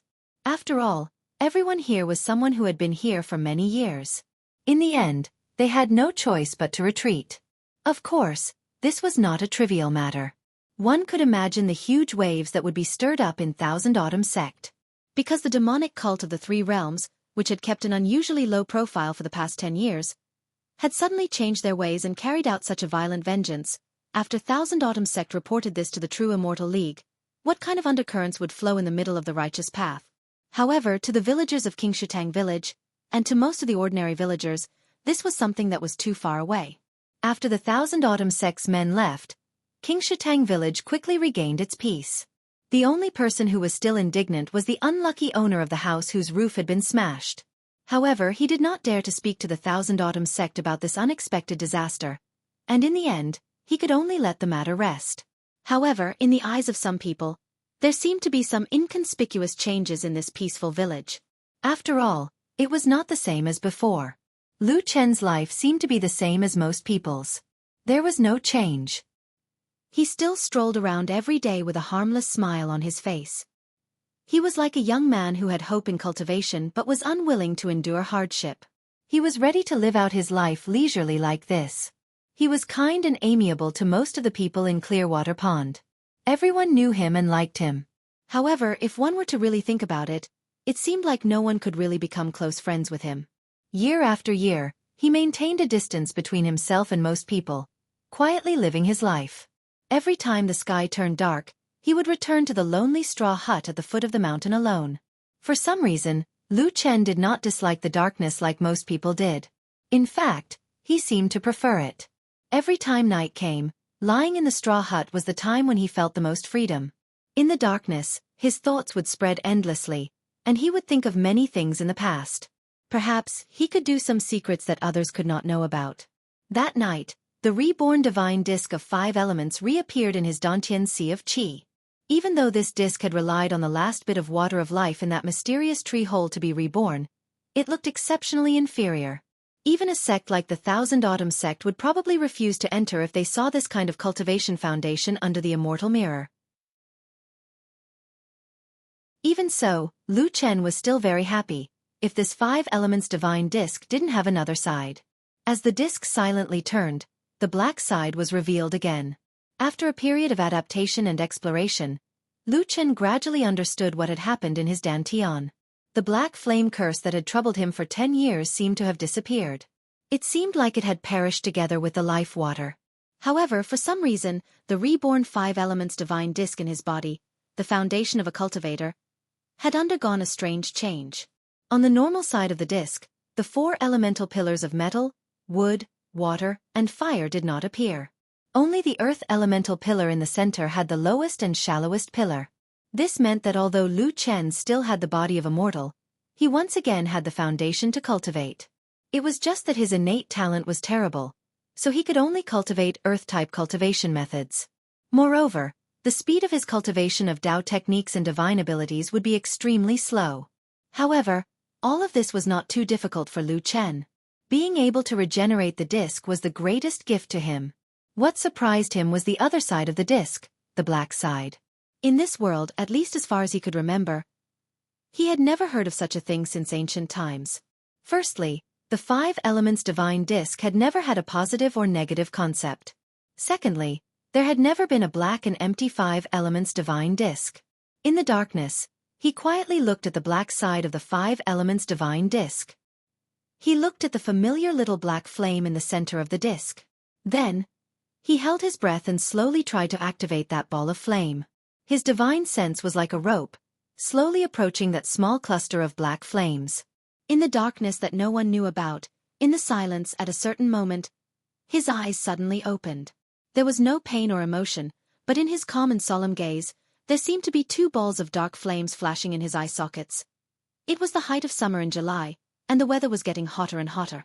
However, because there was a clear stream that seemed to never dry up flowing through the village, the people of Qingshitang village were still living a more comfortable life than other places.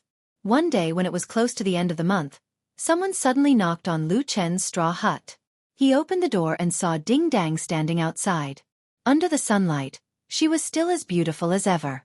Even though her face was a little red from the heat and there were a few drops of sweat on her forehead, she smiled when she saw Lu Chen and waved her hand to greet him. Lu Chen smiled and let her in. He said, "Why did you think of looking for me? What's the matter?"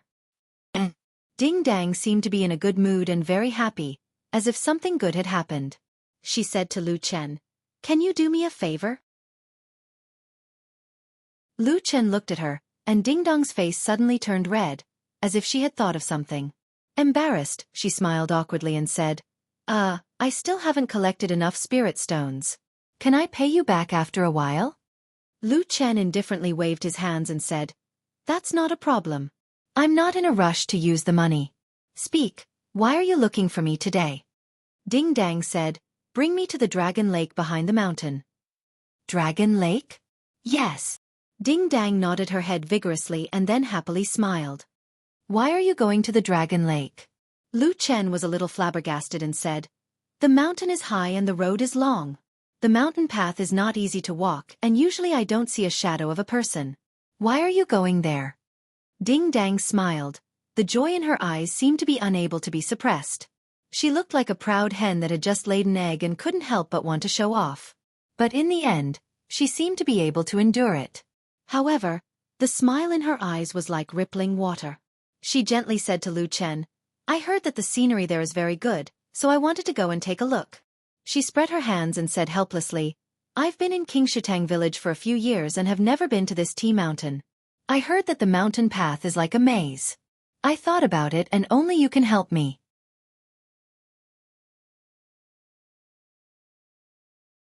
Chapter 36. Lu Chen stared at the girl in front of him. Under the morning light, her snow-white skin and slightly red cheeks made her seem like a peach blossom that had bloomed in this world. She was charming and enchanting, emitting a dazzling radiance. After a moment, he nodded and said, "Okay, I will bring you there." Ding Dang cheered, smiling as she pulled on Lu Chen's sleeves, her eyes emitting a bright and amiable light, smiling, "Many thanks, I knew, you are a good person." Lu Chen smiled, declining to comment, and said, "The Dragon Lake is in the west of Tea Mountain. We will need at least 4 hours to walk there. Do you want to prepare a bit, or do you want to leave now?" Ding Dang clenched her fist, looking very excited. Her mood was anxious and said, "Let's go now."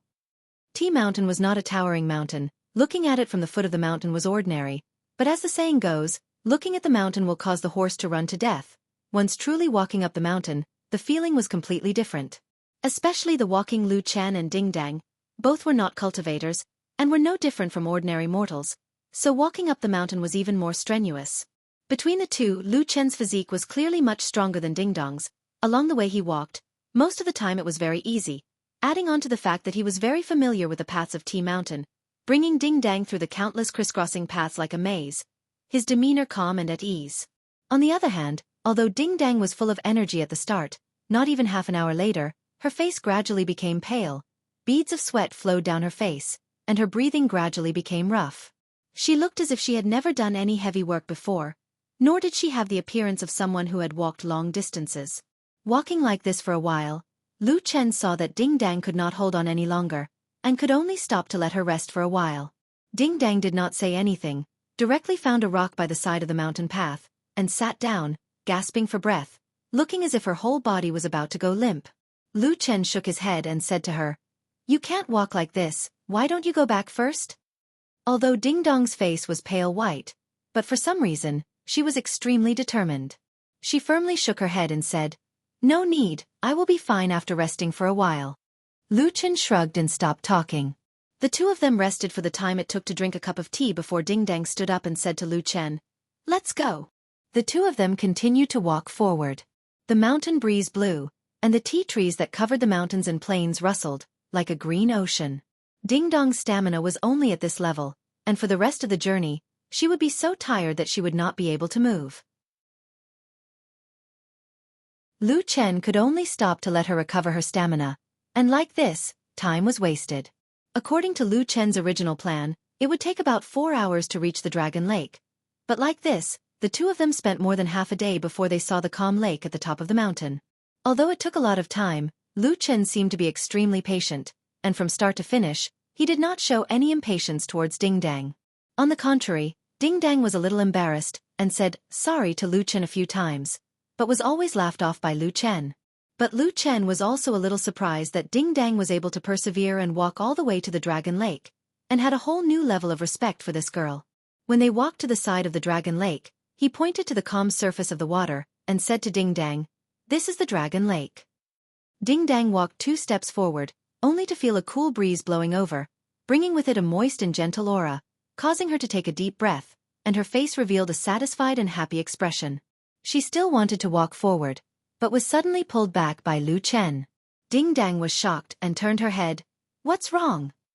Lu Chen looked at the distant Dragon Lake, and said, "Don't get too close to the lake." Ding Dang asked, "Why?" Lu Chen said, "I heard people say that there seems to be a strange fish in the Dragon Lake. Its body is rather big, and it's a little strange, maybe it will hurt people." Ding Dong's eyes widened and said, "What, you've seen it before?" Lu Chen shook his head and said, "I heard people say it, I've come here a few times, but I've never seen it before." Ding Dang could not help but laugh and said, "Then you still believe it?" Lu Chen laughed and shrugged his shoulders, and said, "Who knows, anyways you can see the scenery from afar, as long as you don't get too close to the lake, it'll be fine." Ding Dang nodded her head, and then looked at Lu Chen, and said, "Lu Chen, thank you for bringing me up, I'll be fine by myself, you can go back first." Lu Chen was startled and said in shock, "What? Then what will you do when you go back?" Ding Dang waved her hands and said with a smile, "I'm not a child, I'll walk the way back myself. Right now I just want to stay here alone for a while. You can go back first." Lu Chen was silent for a moment, and then raised his head to look at the sky, and said, "It's already getting late, when you go down the mountain alone, it will most likely be dark, and at that time the mountain path will be even harder to walk. Can you really do it?" Ding Dang hesitated for a moment, but her expression was still resolute, and heavily nodded her head, and said, "I'll be fine, you don't have to worry, I just want to stay here alone for a while." Lu Chen looked at her for a moment, and then did not say anything, and only nodded his head, and said, "All right then, you be careful." With that, he turned around and walked back the way he came. Ding Dang looked at his back figure walking away, and a complicated expression flitted across her face. It seemed to be a bit gentle, but also seemed to be a bit apologetic, but very quickly she still turned around, and once again looked at the calm lake. Just at this time, footsteps suddenly sounded out from behind her. Ding Dang turned around to look, and was immediately startled. It was Lu Chen who had returned. She saw Lu Chen walk over with large strides, and in his hand was an object, and stuffed it into Ding Dong's hands. Ding Dang lowered her head to look, and saw that it was a torch, and then she heard Lu Chen lightly say, "When you go down the mountain, if it's dark and you don't know the way, then break a few pieces of firewood to use as a torch, and then wave it towards the foot of the mountain. If you're lucky, I'll see you and come up the mountain to pick you up, but if I forget about this matter or fall asleep, then you can only blame your own bad luck." Ding Dong's slender white fingers gently clenched, holding onto the torch in her palm. She then raised her head to look at Lu Chen, her eyes as clear as water. After a moment she suddenly smiled sweetly, nodded and said, "All right." Lu Chen laughed, and turned around, not looking back, and not long after, he disappeared at the end of the mountain path. Ding Dang looked at the man's disappearing figure. A light flashed in her eyes, and no one knew what she was thinking about.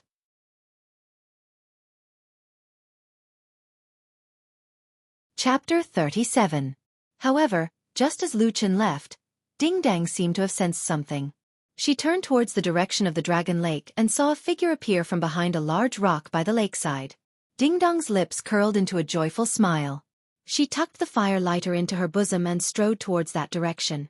Tea Mountain and Qingshitang Village were just inconspicuous villages under the influence of the Qianqiu sect in South Pine Mountain. The Qianqiu sect itself was actually just an inconspicuous small sect in the incomparably powerful cultivation world of Middle-earth. On the vast and boundless Middle-earth, there were billions of living beings, countless powerful cultivation sects and cultivators, just like the stars in the night sky. In the current human cultivation world, Zhengxianmeng was fully deserving of the title of number one power in the world. This was because it was not just a single sect. In fact, Zhengxianmeng was an alliance of hundreds and thousands of powerful cultivation sections. As long as one was famous in Middle-earth, their strength could be seen on the stage. Other than heretical existences like the Three Realms Divine Sect, the rest were almost all members of Zhengxianmeng. This huge organization had a very long history. In the long years, this special and huge organization had formed a foundation that was different from all the other cultivation sects, and that was the Immortal City. Most of the cultivation sects in the world, no matter big or small, were like the Thousand Autumns sect. They occupied a blessed land for their disciples to cultivate, and then naturally developed a city at the foot of the mountain next to the spiritual land. However, the true Immortal Alliance did not do so. This organization directly built a huge city on the most fertile and vast land of the Middle-earth, the Four Rivers Plain. After many years of expansion and repair, the Immortal City was already the most prosperous and powerful city in Middle-earth. It was also the most desirable city. All of the important sects of Zhengxianmeng were also located in this city. In the huge and ancient city, there were countless people living, bustling with activity, coming and going. Between the intersection of light and darkness, there were countless sorrows and joys of separation and reunion. There was light and there was darkness. It was like the sun rising and setting, an endless cycle of reincarnation. Inside the huge city, there was an extremely secretive place. It looked like a secret room, but it was also very spacious. There was a large round table in the room. The center of the table was empty, and a ball of flame was burning on it. The flame swayed silently, but if one looked closely, they would find that under the light of the flame, there was a pile of strange bones. They looked like beasts, but not beasts. They looked ferocious and terrifying, and even looked a little like the faces of evil spirits in ancient legends. Apart from that, there was only a lone figure sitting on a high-backed iron chair at the big round table with 11 seats in the room. It was a person shrouded in a black and red robe. There was also a hooded cloak on his back, covering his hair and neck. In front of his face, he even wore a golden mask. In other words, other than a pair of eyes, this person did not reveal a single inch of skin. The golden mask was carved with the face of a terrifying evil spirit. It looked a little like the burning bones at the center of the table, and it also added a gloomy aura to the figure. The entire secret room was silent. This mysterious masked man just sat there quietly, staring at the burning ball of flame. He did not move for a long time. The fire burned fiercely, and it was reflected in his pupils, as if there were two balls of flame burning in the depths of his eyes. After an unknown amount of time, suddenly, a soft sound came from a corner of the secret room. Then, a door appeared from the shadows, and a person pushed the door open and walked in. It was a man who looked to be in his 30s. His face was ordinary, and he looked like the kind of person that could be seen on the streets every day. Even his clothes were very ordinary, and he would not attract anyone's attention. The man's eyes swept around the secret room, and soon fell on the mysterious figure beside the strange round table. His face tightened, and there was a hint of nervousness in the depths of his eyes. But his expression did not change much. He quickly walked over, and with a table between them, he bowed respectfully. "Chen, he greets the elder." The head of the man wearing the golden evil spirit mask moved slightly, and then he looked at him. After a moment, a strange voice sounded. It was hoarse and low, and it sounded like metal and stone crisscrossing. For a moment, it was impossible to tell whether it was a man or a woman. He only felt a dull pain in his eardrums. "How was the interrogation?" Chen he took a deep breath, and his head was slightly lowered. That guy couldn't withstand the punishment, and he's already dead. But from what he said before he died, he should not know Hei Lang of the past. The flame in the secret room suddenly sprang up, like a silent and terrible evil spirit, and suddenly roared. It was hair-raising. A suffocating silence suddenly descended upon this dark secret chamber.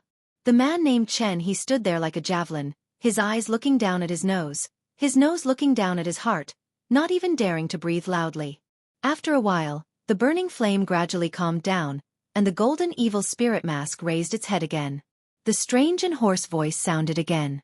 Almost all the fish that escaped the net in the Battle of the Barren Valley have been investigated, and there is still nothing. What do you plan to do next? Chen He was silent for a moment, and then said, "After the disaster 10 years ago, the traitor disappeared without a trace. Although we have been trying hard to track him down, every time we find a clue, it is either cut off by others, or it alarmed some forces in Zhengxianmeng, and they often backfire on us.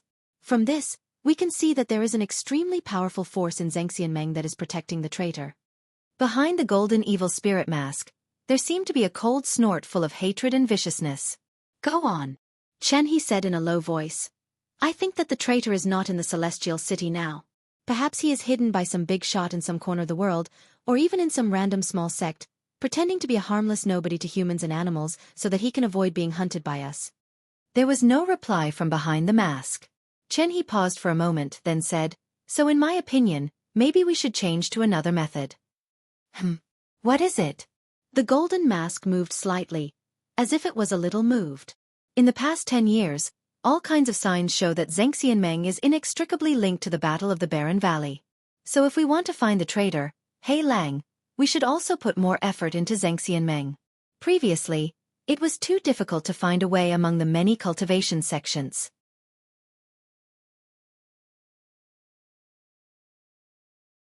Chapter 38. The golden masked man was silent for a while, then nodded slowly and said, "What you said makes some sense. However, over the years, there have been spies lurking in Zhengxianmeng to investigate this matter, but they have not found anything. Do you have any new ideas?" Chen He shook his head and said, "This kind of thing is the same. We can only investigate carefully and trace every little bit of the past. The Floating Clouds division of the True Immortal Alliance has always protected those shadows whose identities and origins are extremely secretive. We don't know how many secrets are hidden within it, and it has also been the focus of our investigation for many years. It's just that the results have not been obvious all these years." At this point, Chen He paused for a while, then his eyes flashed and he said, "But I have an idea that might be helpful." "Say it." "In the past, we have always tried our best to track down those shadows, whose identities and origins are very mysterious, but it often takes twice the effort for half the result. However, these days I have been secretly thinking, maybe we can change our idea and start from those who come into contact with the shadows?" The golden masked man suddenly raised his head. Obviously, this sentence had aroused his interest. Chen He immediately noticed this, and a hint of joy flashed in his eyes, but his expression did not change. He continued to say, "Zhengxianmeng has always attached great importance to the safety of the shadows, and the protection is extremely tight. However, people who come into contact with the shadows, such as inspectors, surveillance, and other people, although they also have their own ways of keeping secrets, are often in the open, such as the personal disciples of the major sections. So, if we start from these people and follow the clues..." "Very good. Let's do this." A shout directly interrupted Chen He's words. Chen He was not angry, but happy. He quickly bowed and said, "Yes, I will obey." The golden masked man slowly stood up, his eyes staring at the terrifying skeletons in the fire in front of him. Suddenly, he let out a low roar, like the roar of an evil spirit, which made people tremble with fear. A sound of hatred came from behind the mask and he said coldly, "The great foundation of the divine sect, and the lives of the 3 elders, should have been the most prosperous situation in the past 500 years, but it was all destroyed in the hands of that traitor. If this fiend doesn't die, how can our god sect live?" As soon as he finished speaking, he suddenly waved one of his arms, and with a boom, a ball of flames rose up, the fire blazed, as if it wanted to swallow the world, and in the roaring flames, that voice also seemed to be burning, like metal striking stone, like a hoarse roar shouting and cursing towards the darkness. "Crush the bones and scatter the ashes. Soul extraction and soul refining. Let him die." Night fell as usual. The strange and mournful wails of ghosts and the wind once again spread throughout the tea mountain. In the darkness of the night, Lu Chen stood outside the hut and glanced at the tea mountain. All he saw was silence and deep. The darkness was as thick as an ink-smeared painting. He stood there expressionlessly for a moment, then walked back to the hut, lay down on the bed, closed his eyes, and fell asleep without a sound. The next time he saw Ding Dang, it was already 2 days later. At that time it was morning. Ding Dang was walking by a clear stream in the village. Her beautiful appearance was like the most beautiful peach blossom, dazzling, and in this season where the peach blossoms had already withered, she was still in full bloom, attracting the gazes of countless people in the village. But she did not care about the surrounding gazes, her eyes were so bright, as if she was standing on the clouds, disdaining the dust, and also as if she was a person with a different fate. Even the people who greeted her rarely paid attention. She kept smiling, but did not show her smile to anyone. She was happy from the bottom of her heart, but only wanted to let herself be happy, and was not willing to give even a little bit to the people beside her. Until she saw Lu Chen standing at the entrance of the small wine shop. Ding Dang stopped for the first time. A trace of hesitation flashed across her face, and then she warmly smiled at Lu Chen from afar. Like a peach blossom in the spring wind, tender and beautiful, but also seemed to have a bit of reserved nobility, causing people to not dare to approach. Lu Chen returned a smile, nodded to her, and then turned to walk into the small wine shop. Old Ma sat at the table. The wine shop was still not doing well, so his face did not look good. Lu Chen walked to his side, sat down and asked with a smile, "What is it?" Old Ma glanced at him and said unhappily, "You already know the answer but still ask." Lu Chen laughed. "You are not really relying on this wine shop to make a living. Why are you looking at it so seriously?" Old Ma snorted, went to the counter to get a jug of wine, and threw it to him, then said in a low voice, "The matter with Su Yunhe from the Thousand Autumn sect has already been spread back to Zhengxianmeng. I heard that the higher-ups are furious, and are investigating this matter." Lu Chen poured a cup of wine, thought for a moment and said, "This matter is indeed a bit over the line, but it is also a bit strange. At least for more than 10 years, the Three Realms Divine Sect has not done something so out of line." Old Ma shrugged and said, "Maybe these years they have been suppressed too much, or maybe there is a new figure in the evil sect, and in order to establish their power, they killed the chicken to scare the monkey or something." As he spoke, he looked at Lu Chen and said, "Hey, tell me, why is it that the evil sect, this broken thing, how many times have they been beaten and destroyed, yet they are able to survive every time, dying like an unkillable bug?" Lu Chen was silent. After a while, his voice suddenly became a bit lower, and he said, "Maybe it is because the people in there are especially simple-minded, believing in some things to the point that even we can't understand." Old Ma's expression changed slightly, looked at Lu Chen's expression, and then coughed, but changed the topic and said, "Oh yes, there is news from old Lu. He has already handed over all the matters at Immortal City, and will officially retire in a few days to go back to his original sect." Lu Chen nodded and said, "That is not bad. Old Lu is a good person." The two of them chatted casually in the tavern, just like they had done countless times in the past. In this ordinary mountain village, the two of them looked like ordinary people, staying in the most ordinary corner of the world, quietly living an ordinary and leisurely life. At noon, when Lu Chen was about to walk out of the door, he suddenly heard Old Ma suddenly said, "You seem to look good these days." Lu Chen's body paused for a moment, smiled, and did not say anything, and walked out. He walked all the way back to the hut at the foot of Tea Mountain, closed the door, and sat cross-legged on the bed. Not long after, in his Qi Si, the brand new but the most ordinary 5 elements divine disc slowly emerged. Lu Chen's face was calm, and he just quietly adjusted his breath. Gradually, a very subtle spiritual power appeared in his Qi meridian, and slowly flowed.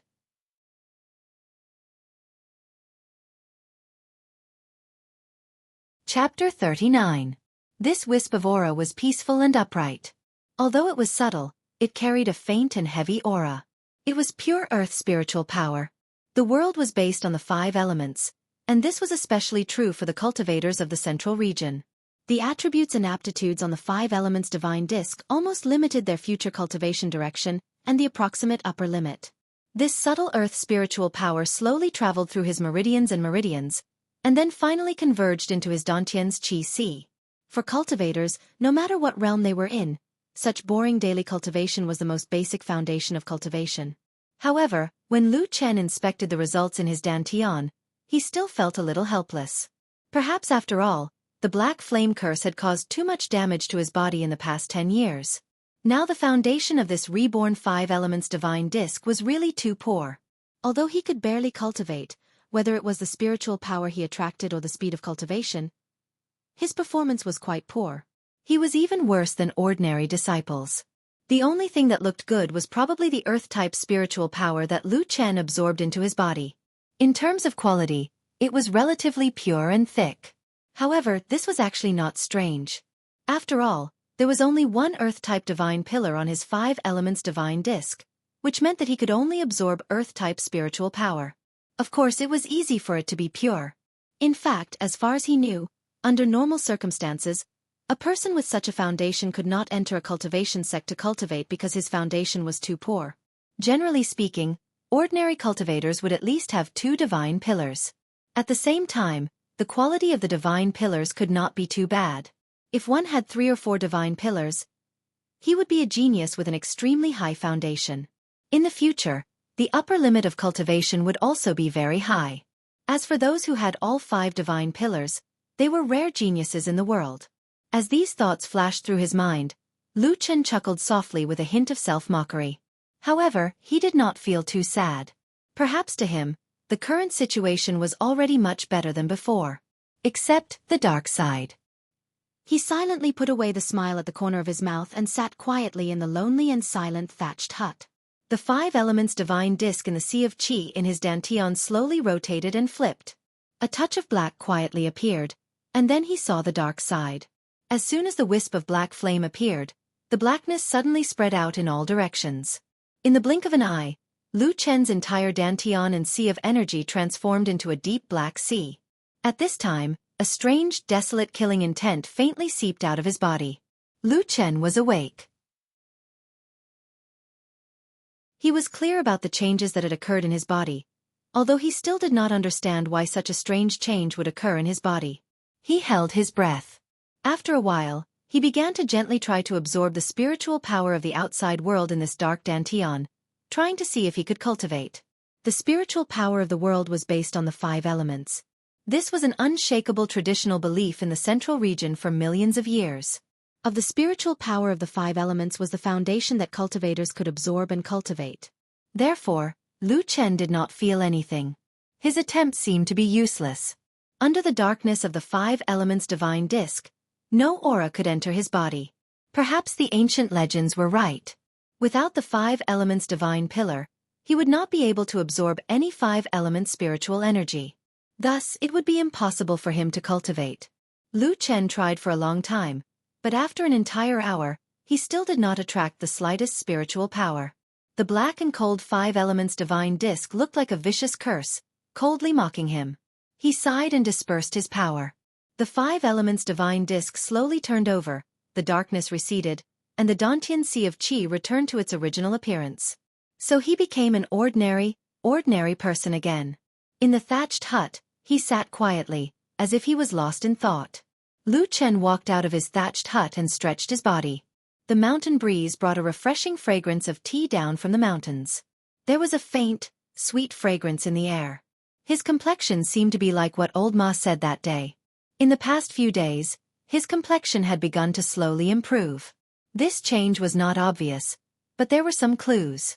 Lu Chen stretched his body, and just as he was thinking about whether or not he should go to old Ma's place at the foot of the mountain to drink, he saw Ding Dong's figure. The girl walked over from the foot of the mountain, and saw Lu Chen in front of his thatched hut. She stopped and smiled at him. Lu Chen smiled and nodded, and said, "Where are you going?" Ding Dong pointed to the mountain and said, "I'm going to the Dragon Lake." Lu Chen was startled and said, "You're going alone?" Ding Dong nodded and said, "Didn't you bring me there once? I already know the way."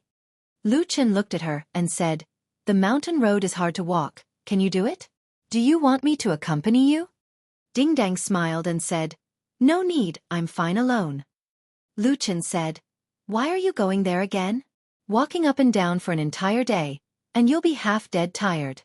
Ding Dong said, "I'm going to see the scenery. The scenery of the Dragon Lake is very beautiful." In a short few days, she would climb the mountain to see the scenery of the lake. Lu Chen was silent for a moment, but in the end he did not say these words.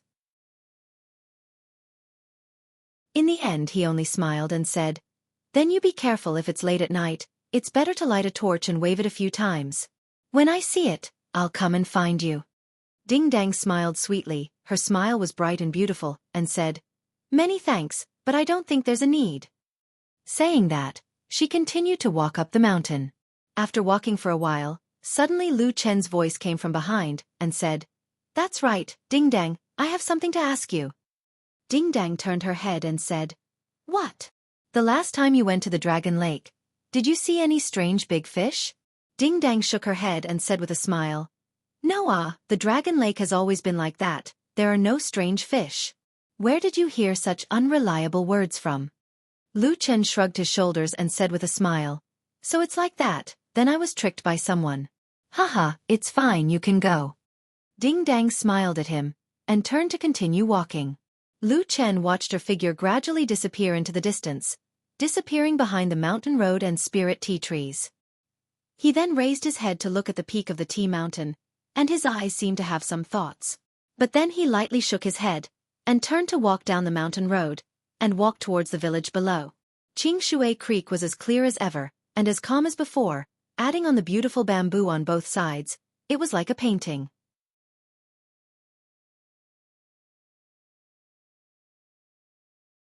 Chapter 40.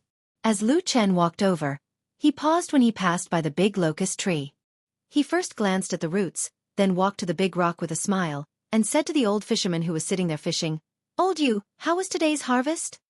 Old Yu's bamboo hat tilted, and he did not say a word.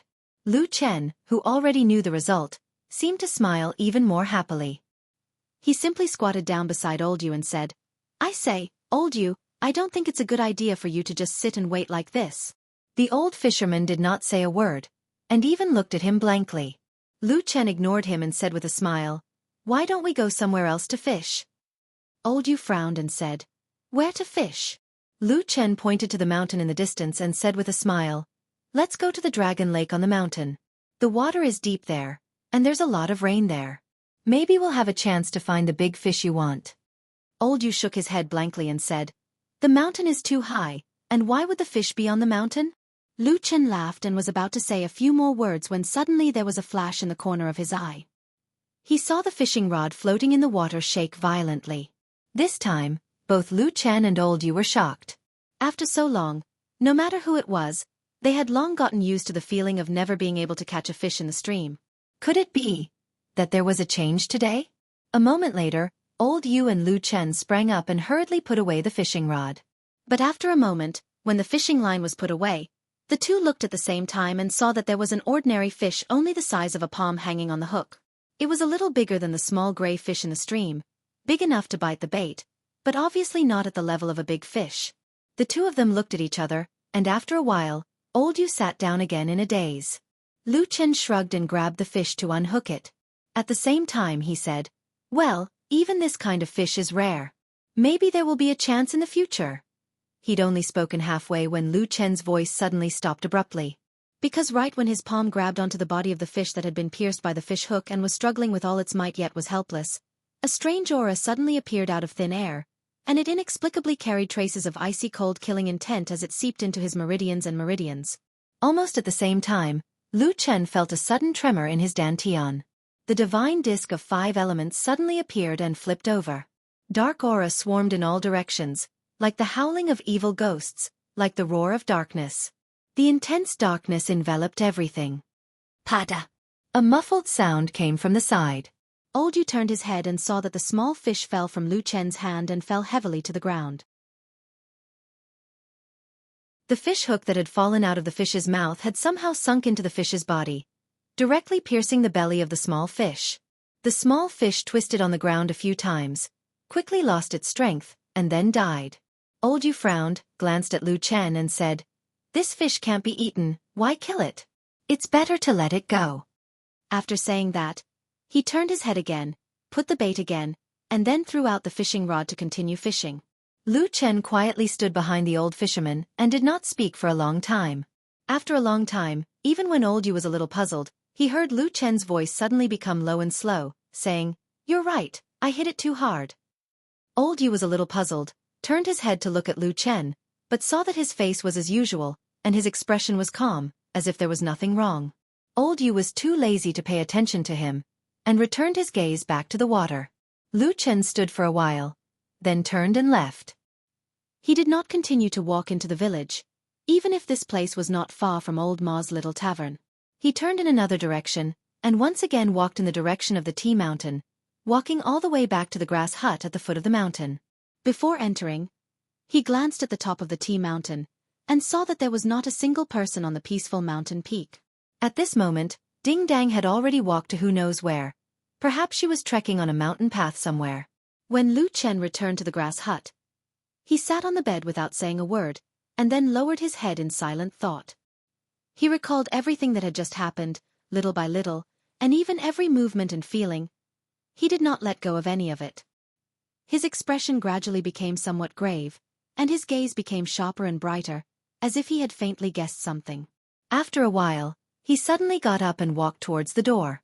At the same time, on his right hand that was hanging by his side, his 5 fingers slightly curled, and a moment later, a black dagger silently slid out from his sleeve and fell into his hand. The sun was shining brightly outside, and the sky was clear. He slightly narrowed his eyes and looked around, and after a moment of silence, he walked towards the tea mountain.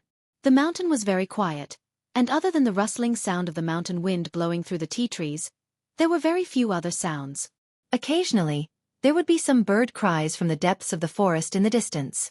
The tea mountain was not a majestic and vast mountain, but there were indeed quite a few wild animals on the mountain. It was just that for many years, the land in front of the mountain had been cleared by the human race to plant tea trees, and most of the birds and beasts had also left, avoiding the human race and moving to higher peaks or the back of the mountain. The black dagger in Lu Chen's hand was dull, as if it could not refract light at all. It was restrained and deep, but the edge was extremely thin. His hand was steady and calm, but for some reason, the dagger seemed to give off the illusion of trembling slightly. It was not fear, nor was it fear. Instead, it was the excitement of reuniting after a long time, as if they had not seen each other for many years. Even the dagger seemed to be yearning for something.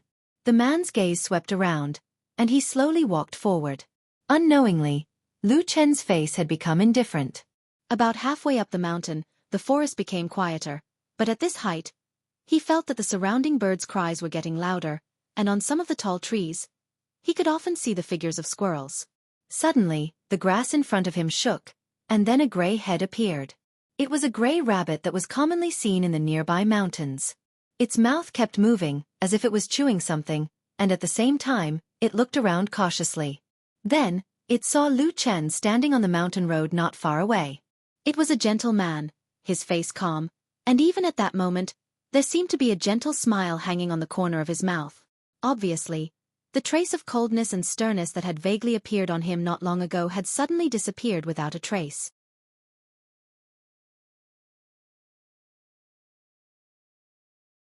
Chapter 41. The gray rabbit shrank back a little, still looking at the person who suddenly appeared with full vigilance. However, the person didn't seem to have an obvious murderous aura, so the simple-minded rabbit didn't turn around and run. Its ears even pricked up, but soon, it felt that it should be further away from the dangerous human, so it retracted its head and prepared to turn around and run. The moment it lowered its head, the 2 long ears of the gray rabbit suddenly moved. At that moment, the little animal seemed to have suddenly heard something. It was a somewhat sharp and mournful sound of the wind breaking through the air. The gray rabbit jerked its head up, but it was too late. A chill like cold water enveloped it, and the last thing it saw was a cold and merciless black dagger piercing through the air. It didn't even make a sound as it easily pierced into the rabbit's chest. The gray rabbit fell into the grass. After a while, a trace of blood flowed out from the wild grass. Lu Chen walked over and squatted down beside the grass. He reached out and grabbed the dead rabbit from the grass. After taking a look, he reached out and pulled out the dagger. The black dagger directly pierced the gray rabbit's chest, killing it in one blow. Dark red blood flowed out as Lu Chen watched this scene silently. Suddenly, his body trembled. At that moment, his expression was extremely complicated and strange. There was both shock and astonishment, pleasant surprise, and comprehension. In the end, there was even a trace of disbelief and fear. A subtle black spiritual power once again quietly seeped into his body and slowly swam in his meridians like a black phantom. In his Dantian sea of qi, the dark 5 elements divine disk also surged, turning his Dantian into a dark world. At the center of this strange world was a small clump of slowly burning black flame. The wisp of black spiritual power swam in the meridians of his whole body, and finally quietly entered his Dantian. Then, like a drop of water flowing into the sea, it was suddenly absorbed by an invisible force and directly integrated into the black flame. The black flames shuddered, wavered, and then calmed down. Nothing seemed to have changed. However, Lu Chen knew that he could feel that there was a slight difference. Even if the change was so slight that it could be ignored, he could still feel that the black fire had become slightly stronger after absorbing the black spiritual power.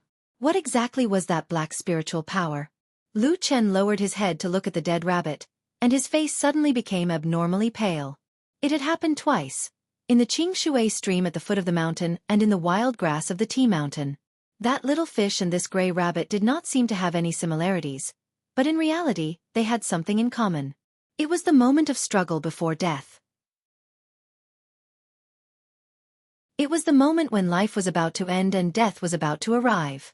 Lu Chen felt the terrifying black spirit force seep into his body.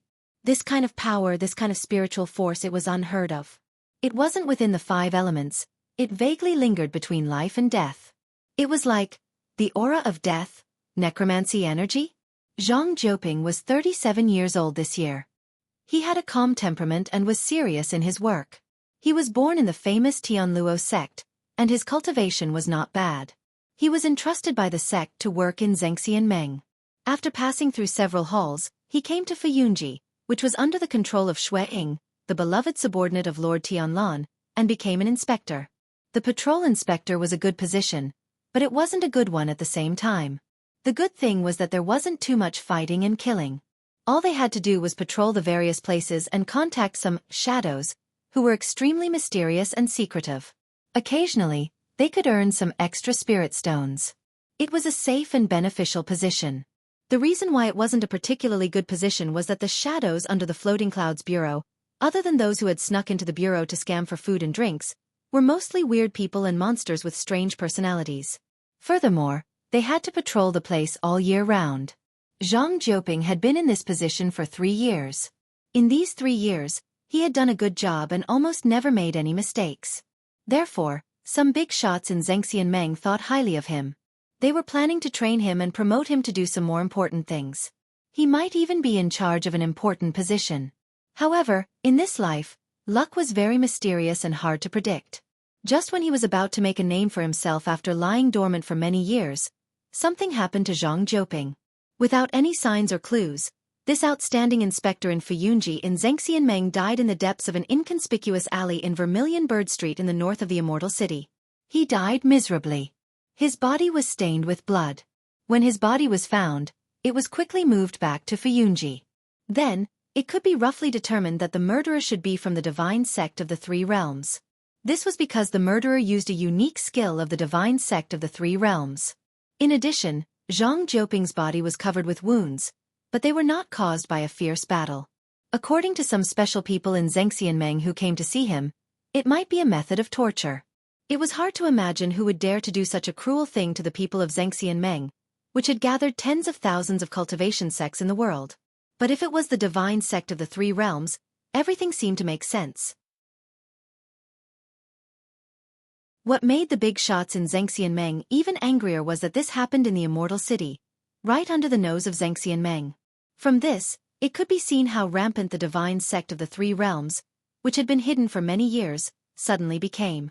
All kinds of orders and investigations were sent out from Zhengxianmeng. The atmosphere in the huge Immortal City was a little tense. And in Fuyunji, the atmosphere was even more tense and gloomy. Old Lu came out of the room where the body was placed. There were already many people standing outside the room. Almost all of them were from Fuyunji. There were people from Fuyunji who were familiar with him who came over to ask.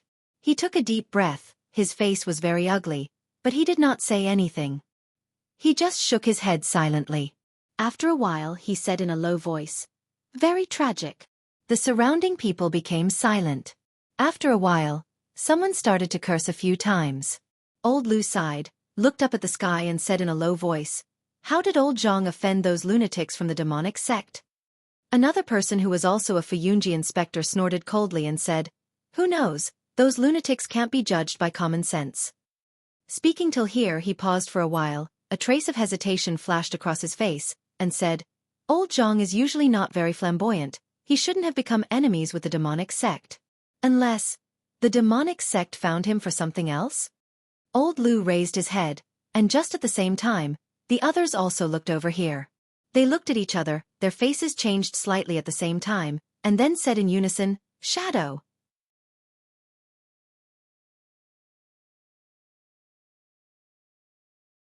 Chapter 42. Old Lu took a deep breath and said, "Who is the evil sect looking for?" "Don't know, most of the identities of those shadows are hidden. Even we are not sure." Old Lu pondered for a moment, then smiled bitterly and said, "If it is really to find a shadow, the evil sect actually did not hesitate to kill people in a mortal city. That shadow's identity and position must be incomparably important. Who exactly is it?" Someone at the side suddenly snorted and said, "Fuyunji has 72 patrols. The number of shadows, whether in the light or in the dark, is even more than that. How can it be so easy to find?" Old Lu was silent for a moment, suddenly said, "Old Zhong is usually very efficient, if I remember correctly. The shadows that he contacts is the one that among all the patrols?" No one around spoke. Old Lu smiled bitterly, looked around, then faintly said, "Maybe it is a coincidence, but if it is not, I'm afraid there is a mole here." Old Lu looked around, smiled, there was some bitterness in his smile, turned and walked away, muttering in a low voice, "The world will not be peaceful from now on." "Pa!" A rabbit was thrown on the table, giving Old Ma a fright.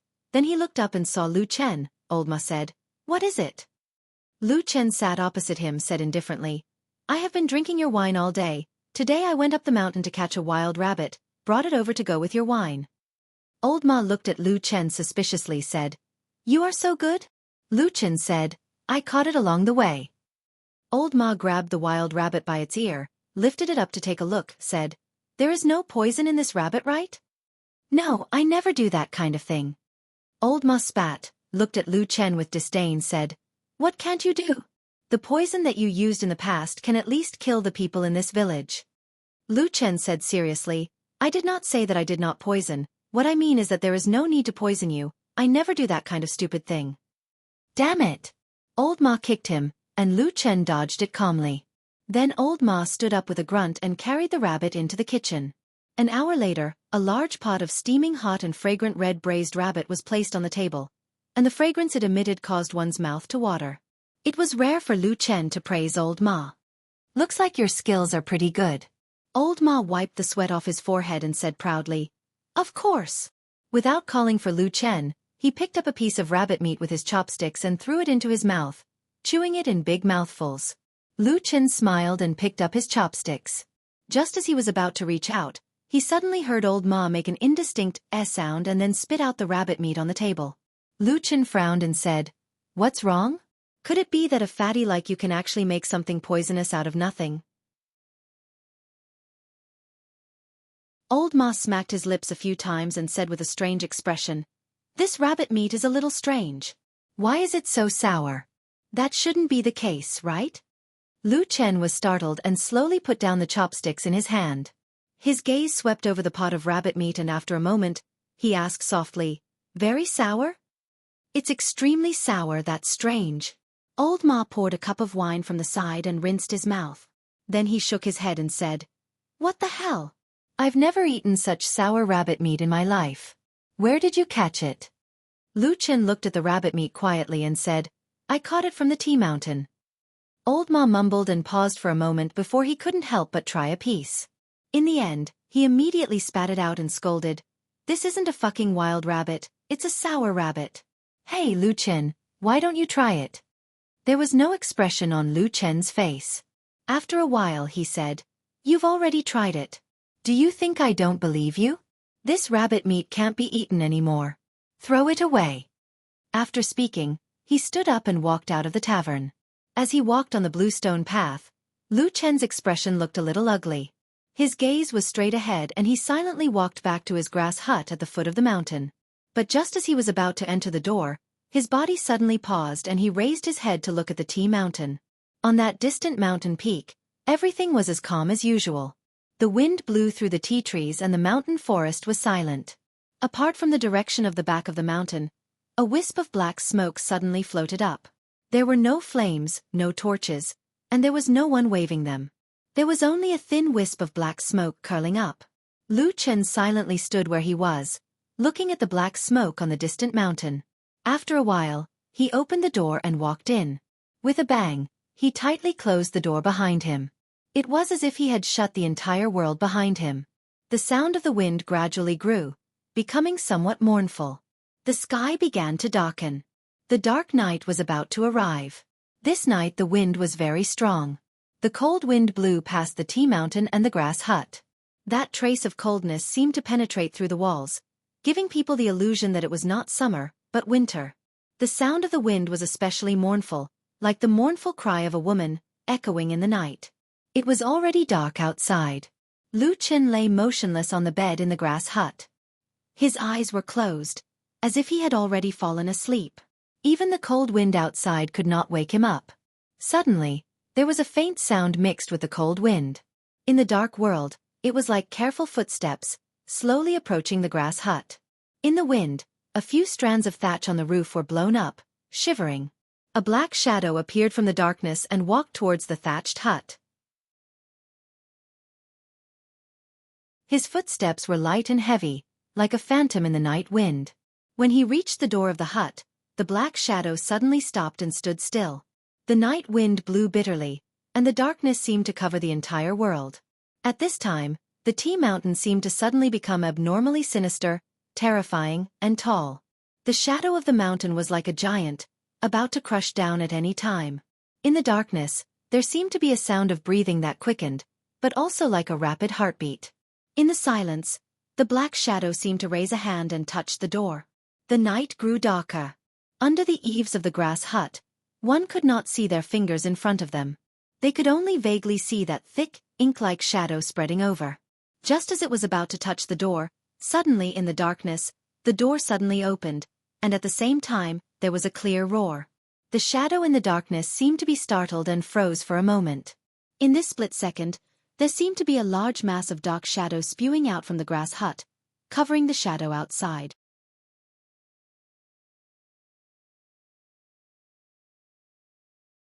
Chapter 43.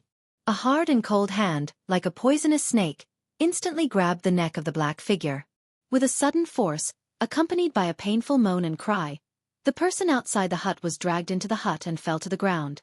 At the same time, in the deepest part of the darkness, a dark dagger, with a cruel and bloodthirsty aura, stabbed towards the heart of the figure. Someone panted in the darkness, like a demon laughing, but also like despair and fear, yearning for blood, to extinguish the trembling in the nightmare. Ah! Someone cried out, with a cry and fear, trembling like withered grass in the wind. The tide of darkness surging in this lonely hut.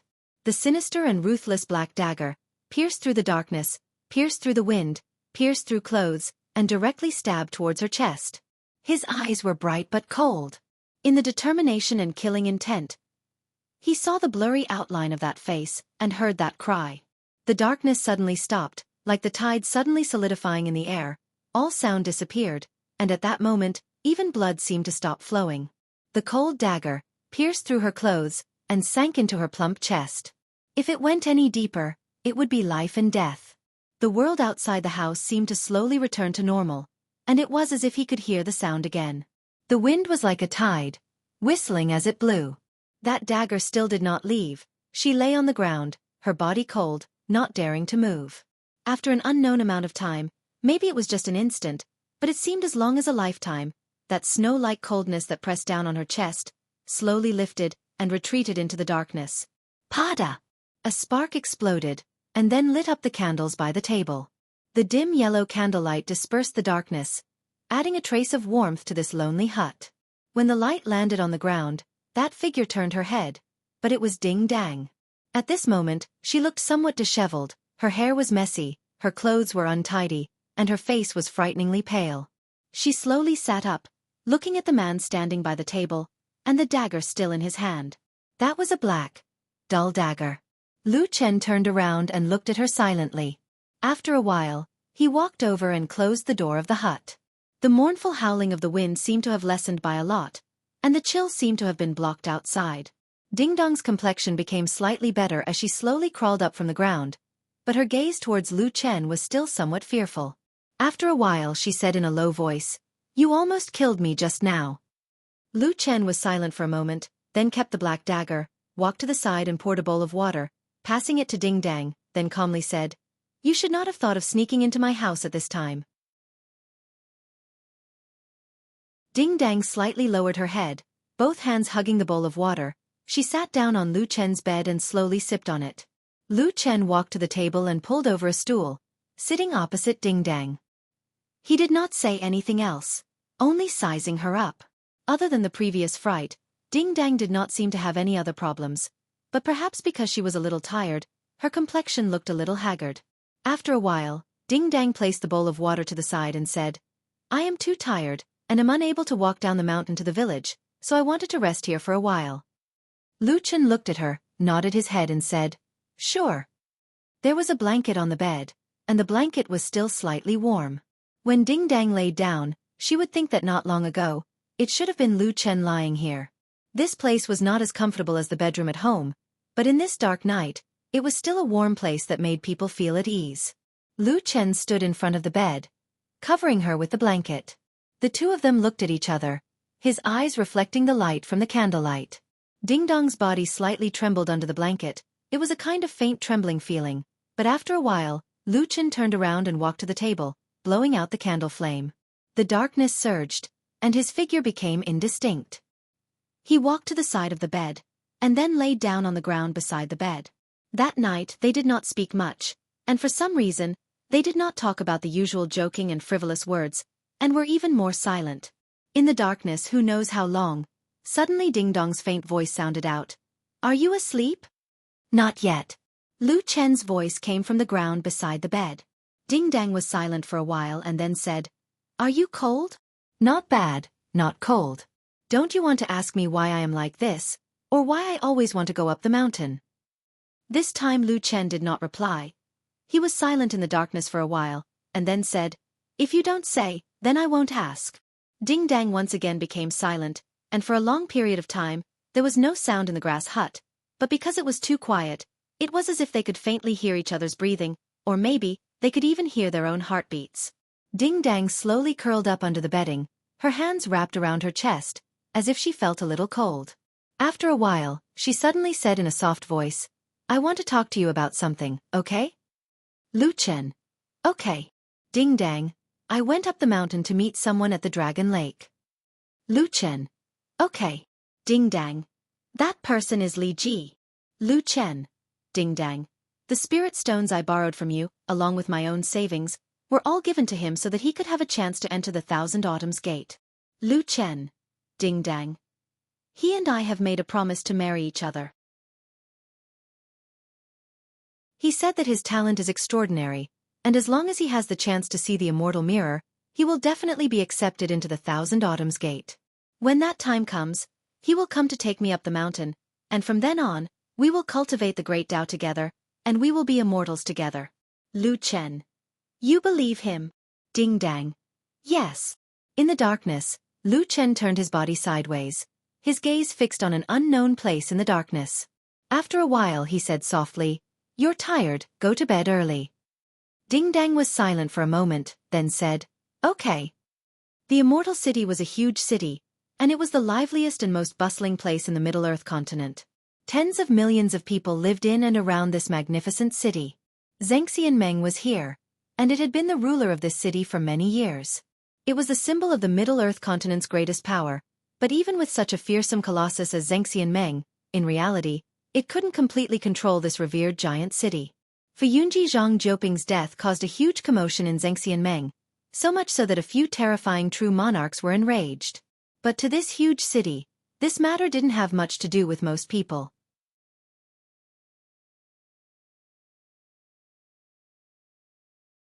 Chapter 44.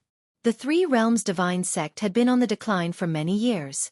Even if it still had some reputation, even if it could occasionally stir up some bad things, at least from the situation in the past 10 years, this sect was no longer on the stage. Hence, the tense and somber atmosphere was actually only within the true Immortal Alliance. In fact, most of it was only on the side of the Floating Clouds Agency. Of course, the order to investigate the Three Realms Divine Sect had already been issued by the higher-ups. Various forces had also started to move slowly. There were activities in the open and in the dark. However, at least on the surface, the Immortal City didn't seem to have changed much. At most, it was just a topic of conversation after a meal. The former inspector of Fuyunji, Old Lu, finally handed over all his responsibilities on this day. He could be considered to have completely retired from his post. His feelings were a little complicated. He was a little disappointed, but also a little happy. He was happy because being able to work in Zhengxianmeng was the most desirable and best choice for most cultivators, especially the disciples of the small and medium-sized sections. Here, they had the opportunity to get better resources and better opportunities, as well as the respect that they usually couldn't get. On the other hand, he was disappointed because of the price of those things. Many times, they had to sweat, bleed, or even risk their lives. But after he retired, all of that would come to an end. Old Lu didn't know many people in Fuyunji, but he still had a few acquaintances. Therefore, on this day, everyone gathered together to drink for him. Unfortunately, the young man that he had high hopes for, Bianzhe, had already left Immortal City a few days earlier due to his duties. Therefore, he couldn't send him on his last journey before he retired. Old Lu was a little regretful, but it was also a very enjoyable thing to drink and chat with his other old brothers in Fuyunji. He was almost at the end of his journey, and most of the time, he had already seen through things, so he didn't have to hold back when he spoke. After drinking too much, he even half smiled and half seriously said some words that he wouldn't normally dare to say to his immediate superior who came to visit him. That superior was a woman. She was usually stern and strict, but on this night, she just laughed it off and didn't take it to heart. On the contrary, the faces of the people around the table changed. They looked at old Lu as if they were looking at a monster, and no one spoke. Old Lu sensed something, but the alcohol got to his head and he couldn't react in time, so he didn't think about it anymore. When he slowly woke up, it was already the morning of the next day, and it was time for him to leave the Immortal City. That morning, old Lu broke out in cold sweat as he sat on the bed, and then he packed his bag and ran away. He didn't dare to stay in the Immortal City for a moment longer, and he didn't even care about his agreement with his old brothers to send him off. Fortunately, he didn't encounter any accidents on his way out of the city. It seemed that the woman with the nickname Black Widow wasn't angry for once. Old Lu felt lucky in his heart, but at the same time, he was wary of his own stupidity. He had been cautious all his life, but he actually did such a stupid thing before he passed away. As these thoughts crossed his mind, he walked out of the grand and majestic city gate of Immortal City and gradually walked away. On the bustling and crowded street outside the city, people came and went. Amidst the silence, amidst the hustle and bustle, a shrill cry suddenly came from afar. Many people did not even have time to react.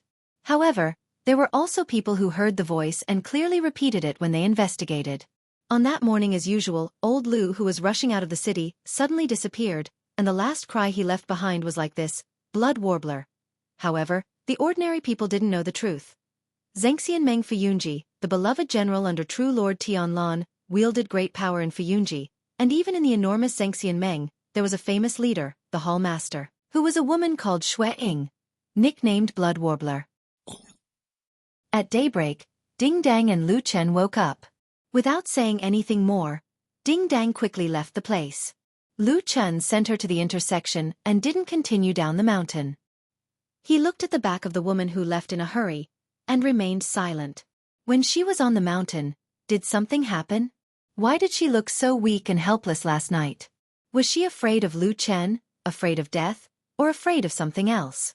After that, she didn't say anything, and Lu Chen didn't ask again. The days quickly calmed down again, or perhaps on the surface, these days never changed, forever repeating day after day. Ding Dang didn't come to find Lu Chen again. That night in the darkness, she used a slightly trembling voice to say those words, as if they were just murmurs in the darkness, quietly drifting in the wind. Lu Chen continued to live alone, occasionally going to the small tavern at the foot of the mountain to drink, but most of the time he stayed in his grass hut. Every day, he would try to recultivate on his own, but the aptitude of the 5 elements divine disc that he had been reborn with was a little too poor, making his path of cultivation extremely difficult. The spiritual power in his body was next to nothing, and he didn't make much progress with each day. However, Lu Chen didn't lose heart. On the contrary, he continued to persevere, and began to walk on this path that he had walked before. As for the dark side of the divine disc, after that night, he didn't touch it again. Because when he thought back to the situation in the darkness, Lu Chen clearly felt, at least at that moment, when the darkness was at its most turbulent, he faintly felt that he lost control of his own mind and body. And that black spiritual power from the 2 attempts was almost certain to be related to slaughter and death. Lu Chen didn't fear blood, nor did he fear the darkness. In his silent years, these two things had always accompanied him through those days. However, if it was spiritual energy that could only be obtained through killing and death, this kind of thing still exceeded the limits of Lu Chen's heart. Moreover, there was an unremarkable but important matter that made Lu Chen subconsciously keep a little distance from the divine disk of darkness. It was a pot of strange sour rabbit meat. Old Lu died. The hot sun shone outside the house. Although it was a little cooler inside the pub, it wasn't much better. The sweat on Old Ma's head was still seeping out. He wiped it with a towel, half covering his face, and said in a flat tone to Lu Chen, "How did he die?" The day he left Immortal City, he disappeared outside the east gate of Immortal City. Someone heard shouting, but no one found him. When he was found again, Old Lu was already a corpse, thrown in the black pine forest outside the west gate. Even his corpse had been half eaten by wild beasts. Lu Chen was silent for a while and asked, "Was it the devil cult?" Old Ma sighed and put down the towel in his hand. Then he said, "During this period of time, 2 patrol envoys of the Floating Clouds Division have died consecutively. Zhang Jiuping was definitely killed by the devil cult, but Old Lu can't be sure for now. For the time being, there are no traces of the devil cult on him." And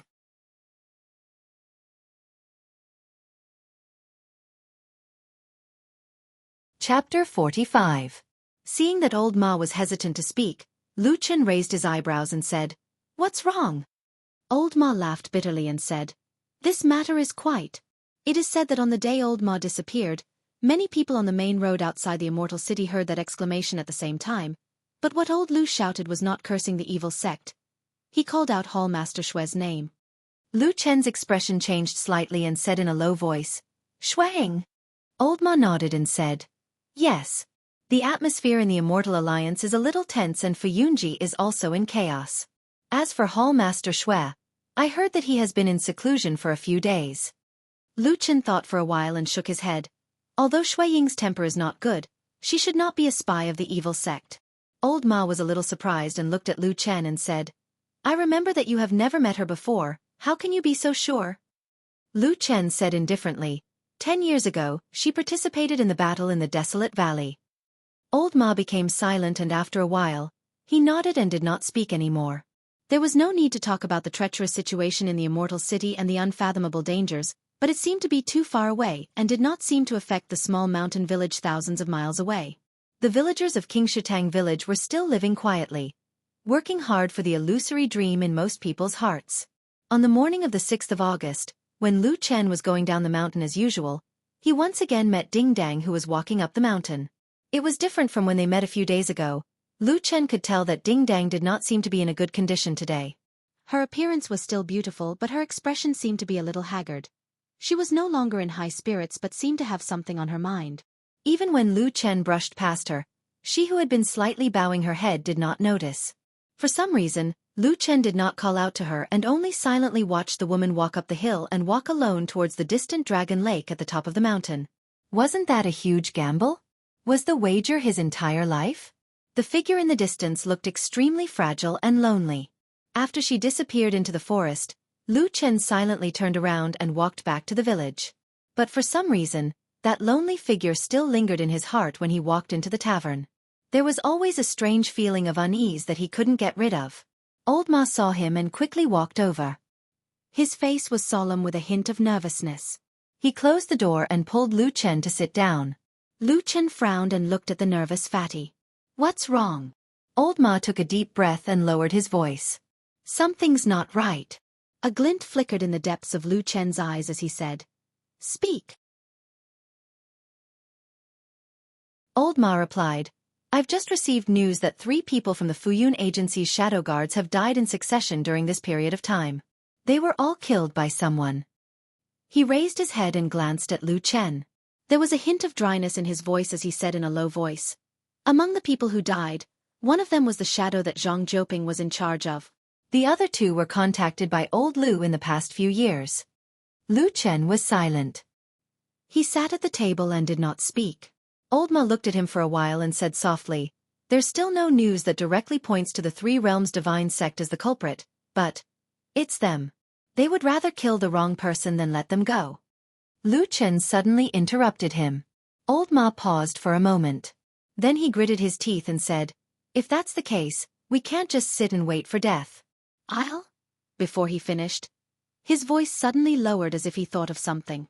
At the same time, Lu Chen also shook his head slightly and said, "There's something strange about Fuyunji. There's either a traitor or they're being watched.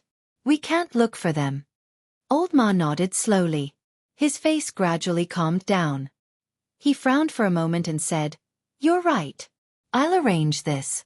Let's leave this place." Lu Chen asked, "How long?" Old Ma said, 3 days. 2 days at the earliest." Lu Chen was silent for a moment and said, "If we suddenly disappear, it'll mean that there's something strange here. It might attract the attention of the evil sect's demons. I'm just a fugitive. What about you?" Old Ma snorted and said, "I'm fine. Didn't I survive a few years ago? Moreover, not many people in the Immortal Alliance know my background. There are at most 2 people." Lu Chen glanced at him and said, "Who is it?" Old Ma said, "Perfected Lord Tianlon and Hall Leader Shui." Lu Chen nodded and stood up. He said, "Arrange it as soon as possible." Old Ma said, "Okay." Walking out of the tavern, it was still sunny and hot outside. The quiet mountain village under the sun seemed especially peaceful and quiet. Lu Chen looked around. He had an inexplicable feeling in his heart. He had lived here for 10 years and knew everything here. Although the villagers here were not all good people and he was just acquainted with them, he still unexpectedly felt a trace of warmth when he looked at the village. However, he quickly swept this trace of emotion out of his mind. He turned around and walked towards the thatched hut. In that lonely house at the foot of the mountain, he also had some things to tidy up. Lu Chen's footsteps paused when he walked past the large pagoda tree. He glanced at the old fisherman who was fishing and smiled. In the end, he did not go up to say anything, and instead walked over. The cicadas screamed with all their might behind him, as if they were going crazy against the hot weather. When walking up the mountain path, Lu Chen looked up at the tea mountain. All these years, perhaps the only person who was really close to him was that woman. Unfortunately, she had bet on someone else. But that was good. No matter what, someone else had a better future than him. There was a bitter smile at the corner of his mouth, but in the next moment, his smile suddenly froze because at this moment, he suddenly saw somewhere on the peak of Tea Mountain in the distance, there was suddenly a flash of fiery light, and then after waving for a moment, it quickly disappeared. Was that a torch in the daytime? If this was a gamble, he had to bear the consequences himself. Lu Chen walked into his thatched hut and began to pack his things. However, as he walked around the hut, he picked up and put things down. After a while, he sat down on the side of the bed and sighed, thinking that he really had nothing to worry about. He sat silently for a while, his eyes calm but inadvertently at a loss, but he quickly calmed down. After a while, he suddenly stood up, opened the door, and walked out, walking towards the tea mountain. The spirit tea trees all over the mountain swayed in the wind. The green leaves were still full of life, as if they were not frightened by the scorching sun even in the height of summer. You're tuning in to the Xiaofan's Wuxia Tales YouTube channel. Don't forget to subscribe and join us on this journey to catch the most captivating stories.